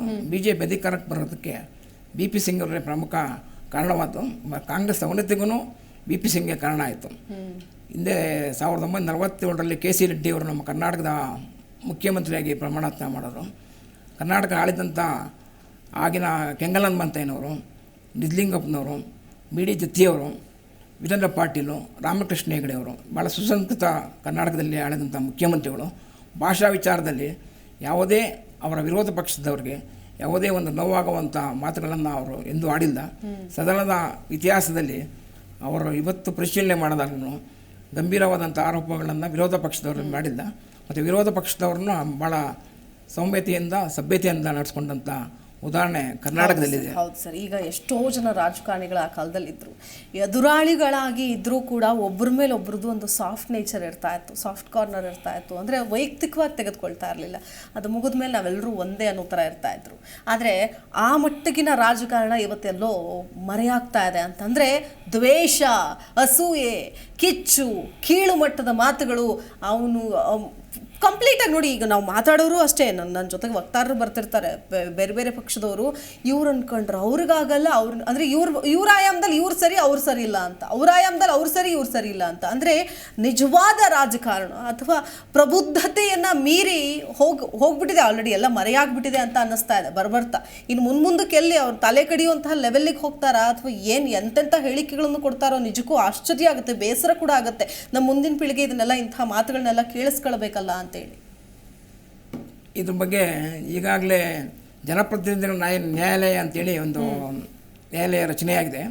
ಭ್ರಷ್ಟಾಚಾರ ಮತ್ತು ಅವರ ಕುಟುಂಬದ ದೌರ್ಜನ್ಯಗಳ ವಿರುದ್ಧ ಪ್ರಜಾಪ್ರತಿನಿಧಿಗಳ ನ್ಯಾಯಾಲಯ ಅವ್ರ ಜೊತೆ ಸ್ಥಾಪನೆ ಆಯಿತು. ಈ ಮಾತುಗಳ ಭರಾಟೆ ವಿರೋಧ ಪಕ್ಷ ಟೀಕಿಸುವಂಥ ಈ ಒಂದು ನಿಟ್ಟಿನಲ್ಲಿ ಇದಕ್ಕೊಂದು ವಿಶೇಷವಾದ ನ್ಯಾಯಾಲಯ ಸ್ಥಾಪನೆ ಮಾಡೋದು ಭಾಳ ಗಂಭೀರವಾದಂಥ ವಿಚಾರವನ್ನು ಸರ್ಕಾರ ಮಾಡಬೇಕಾಗುತ್ತೆ. ಜನಪ್ರತಿನಿಧಿಗಳ ನ್ಯಾಯಾಲಯದಲ್ಲಿ ಯಾವ ರೀತಿ ಶಿಕ್ಷೆ ಕೊಡ್ತಾರೋ ಶಾಸಕರಿಗೆ, ಅದೇ ರೀತಿ ಮಾತಿನ ಬರದಲ್ಲಿ ಟೀಕಿಸುವಂಥ ಈ ವ್ಯವಸ್ಥೆ, ಪ್ರಜಾತಂತ್ರ ವ್ಯವಸ್ಥೆಗೆ ಮಾರಕವಾಗಿರುವಂಥ ಈ ನಾಯಕರಿಗೆ ಸೂಕ್ತವಾದಂಥ ನಿರ್ಧಾರಗಳನ್ನು ಕೈಗೊಂಡು ಅವ್ರಿಗೆ ಶಿಕ್ಷೆ ಆಗುವಂಥ ರೀತಿಯಲ್ಲಿ ಕಾನೂನನ್ನು ಈ ದೇಶ ತರಬೇಕು.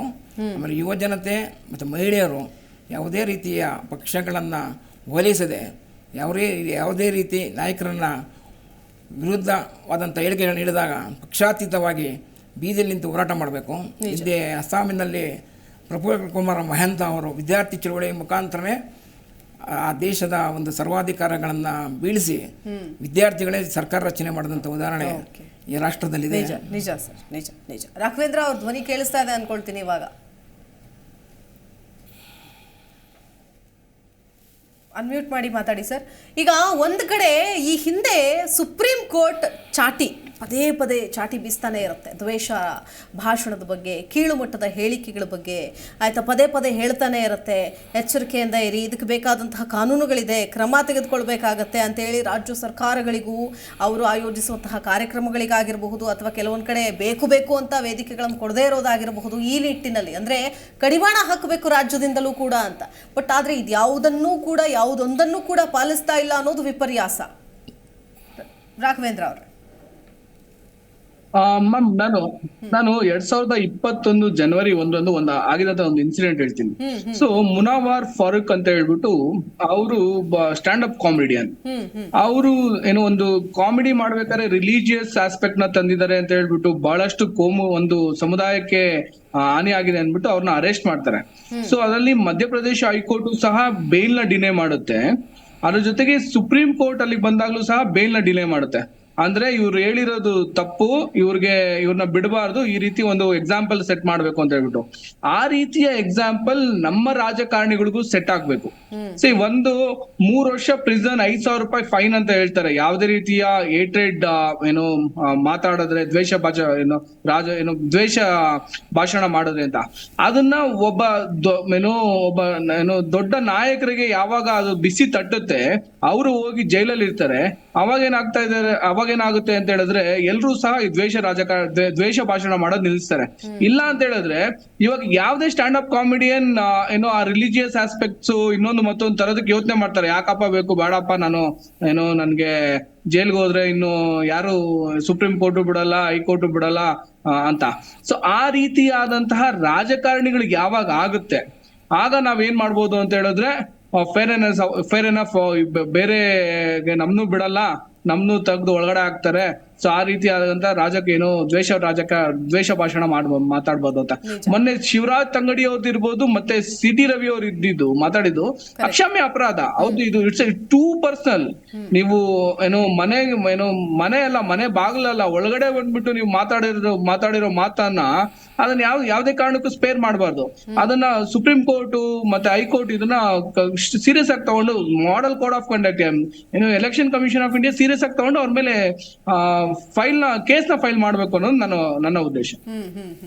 ಈಗ ಅಂದ್ರೆ ಹೇಳಿಕೆಗಳನ್ನ ಕೊಡೋ ಭರಾಟೆಯಲ್ಲಿ ರಾಜಕಾರಣಿಗಳು ಚುನಾವಣೆಯ ಸಂದರ್ಭದಲ್ಲಿ ಅಭಿವೃದ್ಧಿ ಆಗಿರ್ಬೋದು, ಮತ್ತೊಂದಾಗಿರ್ಬೋದು, ಇದರ ಕುರಿತಾಗಿಂತಲೂ ಹೆಚ್ಚಾಗಿ ಬೇರೆಯವರ ವೈಯಕ್ತಿಕವಾದಂತಹ ಚಾರಿತ್ರ್ಯ ಹರಣ ಮಾಡೋದ್ರಲ್ಲಿ ಬಹಳ ಒಂಥರ ವಿಶೇಷ ಕಾಳಜಿಯನ್ನ ಹೊಂದಿರ್ತಾರೆ ಅಂತ ಹೇಳ್ಬೋದು. ಅಂದ್ರೆ ನಾವೀಗಾಗಲೇ ನೋಡಿದ್ದೀವಿ, ಅನೇಕ ಪ್ರಕರಣಗಳಲ್ಲಿ ಗಮನಿಸಿದ್ದೀವಿ. ಒಂದಷ್ಟು ಪ್ರೂವ್ ಆಗಿದೆ, ಒಂದಷ್ಟು ಪ್ರೂವ್ ಆಗಿಲ್ಲ. ಅಂದ್ರೆ ಆತ ಏನ್ ಮಾಡ್ತಾನೆ, ಎಲ್ಲಿ ಹೋಗ್ತಾನೆ, ಅಂದ್ರೆ ಆ ಚಾರಿತ್ರ್ಯವನ್ನ ಹರಣ ಮಾಡೋದು, ಅದಕ್ಕೆ ಬೇಕಾದ ಯಾವ್ದಾದ್ರು ಪೂರಕ ದಾಖಲೆಗಳು ಸಿಗುತ್ತಾ, ಅದನ್ನೇನಾದ್ರೂ ಮೀಡಿಯಾ ಮುಂದೆ ಬಿಟ್ರೆ ಅಥವಾ ಈ ಜನಗಳ ಮುಂದೆ ಬಿಟ್ರೆ ಅಥವಾ ಅದ್ರ ಬಗ್ಗೆ ಮಾತನಾಡಿದ್ರೆ ಏನಾದ್ರೂ ಜನ ವೋಟರ್ಸ್ ತಿರುಗ್ತಾರಾ ಅನ್ನುವಂಥ ನಿಟ್ಟಿನಲ್ಲಿ ಬಹಳ ನೋಡ್ತಾ ಇರ್ತೀವಿ. ಕೀಳುಮಟ್ಟದ ರಾಜಕಾರಣ ಅಂತ ಹೇಳ್ತೀವಿ ನಾವು ಇದನ್ನ. ರಾಘವೇಂದ್ರ ಅವರು, ಇದು ನಿಜಕ್ಕೂ ನಿಲ್ಲೋವರೆಗೂ ಕೂಡ ಅಭಿವೃದ್ಧಿಗೆ ಬೆಲೆ ಇರೋದೇ ಇಲ್ಲ. ಮೇಡಮ್, ನಾನೊಂದು ಇನ್ಸಿಡೆಂಟ್ ಹೇಳ್ತೀನಿ ಕೇಳಿ. ಸೊ ನೀವ್ ಆಸ್ ಅ ಮೀಡಿಯಾ ಅಂತಾನೆ ತಗೊಂಡ್ರೆ, ನಾವು ಯಾವ್ದೋ ಒಬ್ರು ಚುನಾವಣೆಯಲ್ಲಿ ಭ್ರಷ್ಟಾಚಾರ ಮಾಡಿದ್ದಾರೆ ಅಥವಾ ಯಾವ್ದೋ ಒಂದು ಕಾಮಗಾರಿಲಿ ಭ್ರಷ್ಟಾಚಾರ ಮಾಡಿದ್ದಾರೆ ಅಂತ ಹೇಳಿದ್ರೆ ನಾವು ತೋರ್ಸೋದು ಅದನ್ನ ಬರೀ ನಾವು 5 ನಿಮಿಷ ಮಾತ್ರ. ಅದೇ ಯಾವ್ದೋ ಒಂದು ಸ್ಕ್ಯಾಂಡಲ್ ಇದೆ ಅಂತ ಹೇಳಿದ್ರೆ ದಿನ ಪೂರ್ತಿ ತೋರಿಸ್ತೀವಿ, ನಿಜ ಅಲ್ವಾ? ಇದು ಹ್ಯೂಮನ್ ಇಂಟ್ರೆಸ್ಟ್ ಸಬ್ಜೆಕ್ಟ್. ಇವೆಲ್ಲ ಈ ದ್ವೇಷ ಭಾಷಣನು ಸಹ ಹ್ಯೂಮನ್ ಇಂಟ್ರೆಸ್ಟ್ ಸಬ್ಜೆಕ್ಟ್. ಜೊತೆಗೆ ಅವರ ಅಭಿವೃದ್ಧಿ ಎಲ್ಲ ಈಗ ಏನಾಗಿದೆ ಅಂತ ಹೇಳಿದ್ರೆ ಇದು ಉಲ್ಟಾ ಆಗ್ಬೇಕಾಗತ್ತೆ.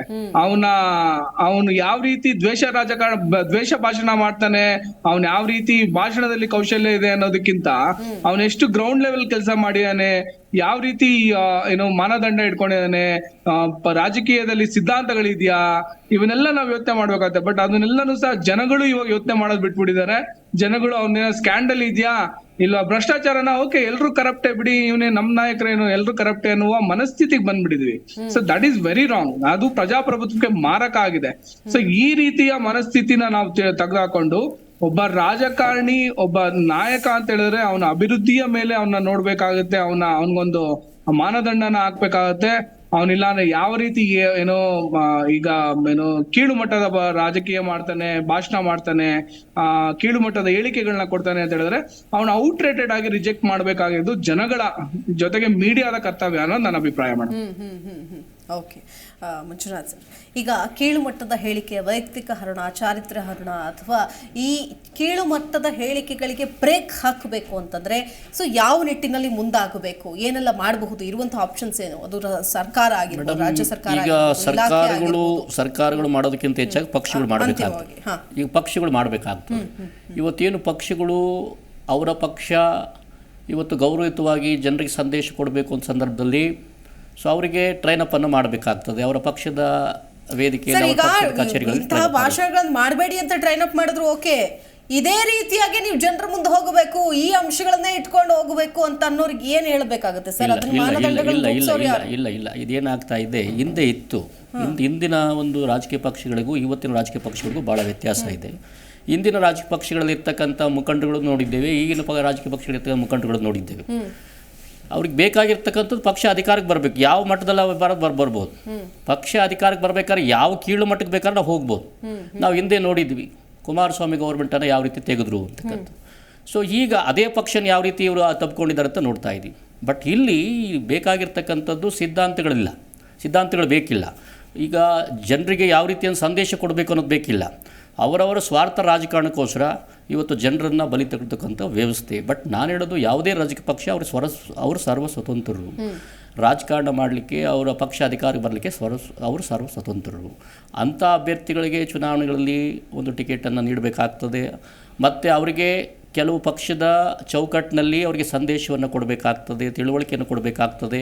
ಕೊಟ್ಟಾಗ ಮಾತ್ರ ಇವೆಲ್ಲ ಸುಧಾರಣೆ ಮಾಡಲಿಕ್ಕೆ ಸಾಧ್ಯ ಆಗ್ತದೆ. ಇಲ್ಲ ಏನಾಗ್ತದೆ, ಹುಚ್ಚುಚ್ಚಾಗಿ ಮಾತಾಡೋದು, ಇದನ್ನು ಅಂತಾರಾಷ್ಟ್ರೀಯ ಮಟ್ಟದಲ್ಲಿ ಮಾತಾಡ್ಕೊಳ್ತಕ್ಕಂಥದ್ದಕ್ಕೆಲ್ಲ ಅವಕಾಶ ಆಗ್ತದೆ. ಸೊ ನಾನು ಆಗಲೇ ಹೇಳ್ದಂಗೆ, ಇವತ್ತು ನಾನೇನೋ ಮಾತಾಡ್ತೀನಿ, ಮುಂದೊಂದು ದಿವಸ ನನಗೆ ಅದು ಕಗ್ಗಂಟಾಗ್ಬೋದು ಅಂತೇಳಿ ಪ್ರತಿಯೊಬ್ಬರು ಕೂಡ ಜವಾಬ್ದಾರಿ ವಹಿಸಬೇಕಾಗ್ತದೆ. ಈಗ ಹೇಳಿಬಿಟ್ರು, ಮಂಡ್ಯದಲ್ಲಿ ನಿಂತು ಅಮಿತ್ ಶಾಜಿ ಅವರು ಹೇಳಿದ್ರು ಅಪ್ಪ ಮಕ್ಕಳ ಪಕ್ಷ ಅಂತ. ಯಡಿಯೂರಪ್ಪನವ್ರು ಹೇಳಿಬಿಟ್ರು ಈ ಒಂದು ಸೆಷನಲ್ಲಿ, ಅಪ್ಪ ಮಕ್ಕಳು ನೀನು ಸೇಮ್ ಆಗಿಬಿಡೋದಿಲ್ಲ ಅಂತ ಹೇಳಿದ್ರು.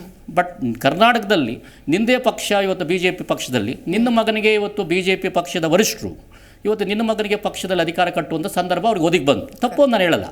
ಬಟ್ ಆದರೂ ನೀವು ಮಾತನಾಡಬೇಕಾದ್ರೆ ಎಚ್ಚರಿಕೆ ವಹಿಸಿ ಮಾತಾಡಿ. ನೀವು ಹೇಳಿಕೆಗಳನ್ನು ಕೊಡಬೇಕಾದ್ರೆ ಎಚ್ಚರಿಕೆ ಇರಲಿ.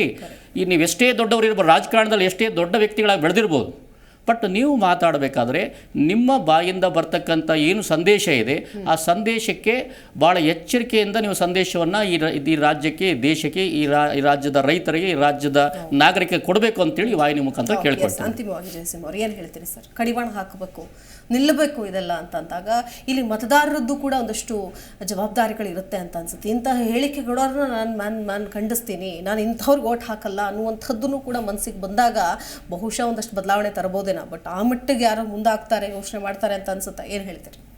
ಒಳ್ಳೆ ಪ್ರಶ್ನೆ ಮೇಡಮ್ ಇದು. ಜನಸಾಮಾನ್ಯರಿಗೂ ಇದ್ರ ಬಗ್ಗೆ ತಿಳುವಳಿಕೆ ಉಂಟಾಗಬೇಕು.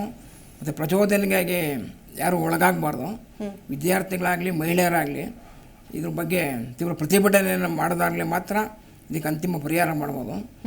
ಇದಕ್ಕೆ ವಿಶೇಷವಾದಂಥ ನ್ಯಾಯಾಲಯ ರಚನೆ ಮಾಡಿದ್ರೆ ಇವರಿಗೆ ಕಾನೂನಿನ ಭಯ ಹುಟ್ಟಿದ್ರೆ ಮಾತ್ರ ಇದು ಮಾಡ್ಬೋದು.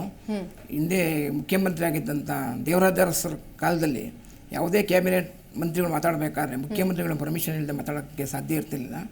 ಅದಾದ ನಂತರ ಬಂದಂಥ ಈಗ ಅದೇ ಒಂದೇ ಪಕ್ಷದಲ್ಲಿ ಇದ್ಕೊಂಡು ಮುಖ್ಯಮಂತ್ರಿಗಳಿಗೆ ಅವ್ರದೇ ಪಕ್ಷದ ಸಚಿವರ ಮತ್ತು ಶಾಸಕರ ಬಗ್ಗೆ ಬಿಗಿಯಾದ ನಿಲುವುಗಳನ್ನು ತೆಗೆದುಕೊಳ್ಳೋಕೆ ಸಾಧ್ಯವಾಗ್ತಿಲ್ಲ.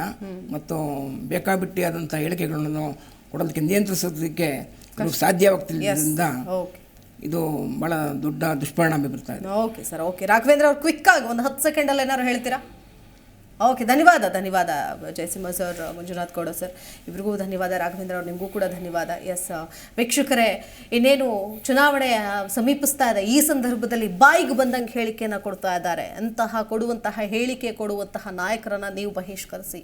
ಯಾಕೆ ಹೀಗೆಲ್ಲ ಮಾತಾಡ್ತಿದ್ದೀರಿ? ಅಭಿವೃದ್ಧಿ ನೋಡಿ ಮಾತನಾಡಿ, ಅಥವಾ ಅವರಿಗೆ ಬುದ್ಧಿ ಕಲಿಸುವ ಪ್ರಯತ್ನಗಳನ್ನು ನೀವು ಚುನಾವಣೆ ಸಂದರ್ಭದಲ್ಲಿ ಓಟ್ ಹಾಕುವಂತಹ ಪರಮೋಚ್ಚ ಅಧಿಕಾರ ನಮ್ಮ ಪ್ರಜಾಪ್ರಭುತ್ವ ಏನು ಕೊಟ್ಟಿದೆ ಆ ಮೂಲಕ ನೀವು ಕೂಡ ತೋರಿಸಿ. ಜೊತೆಗೆ ಸರ್ಕಾರಗಳು, ಕಾನೂನು ಈ ಕುರಿತಾಗಿ ಕಠಿಣ ಕ್ರಮಗಳನ್ನು ತೆಗೆದುಕೊಳ್ಬೇಕು ಅಂತ ಆಗ್ರಹಿಸ್ತಾ ಈ ವಿಶೇಷ ಚರ್ಚೆಯನ್ನು ಮುಗಿಸ್ತಾ ಇದ್ದೀನಿ. ನಮಸ್ಕಾರ. ನೋಡ್ತಾ ಇರಿ ಜೀ ಕನ್ನಡ ನ್ಯೂಸ್, ಸತ್ಯವೇ ಸುದ್ದಿಯ ಜೀವಾಳ.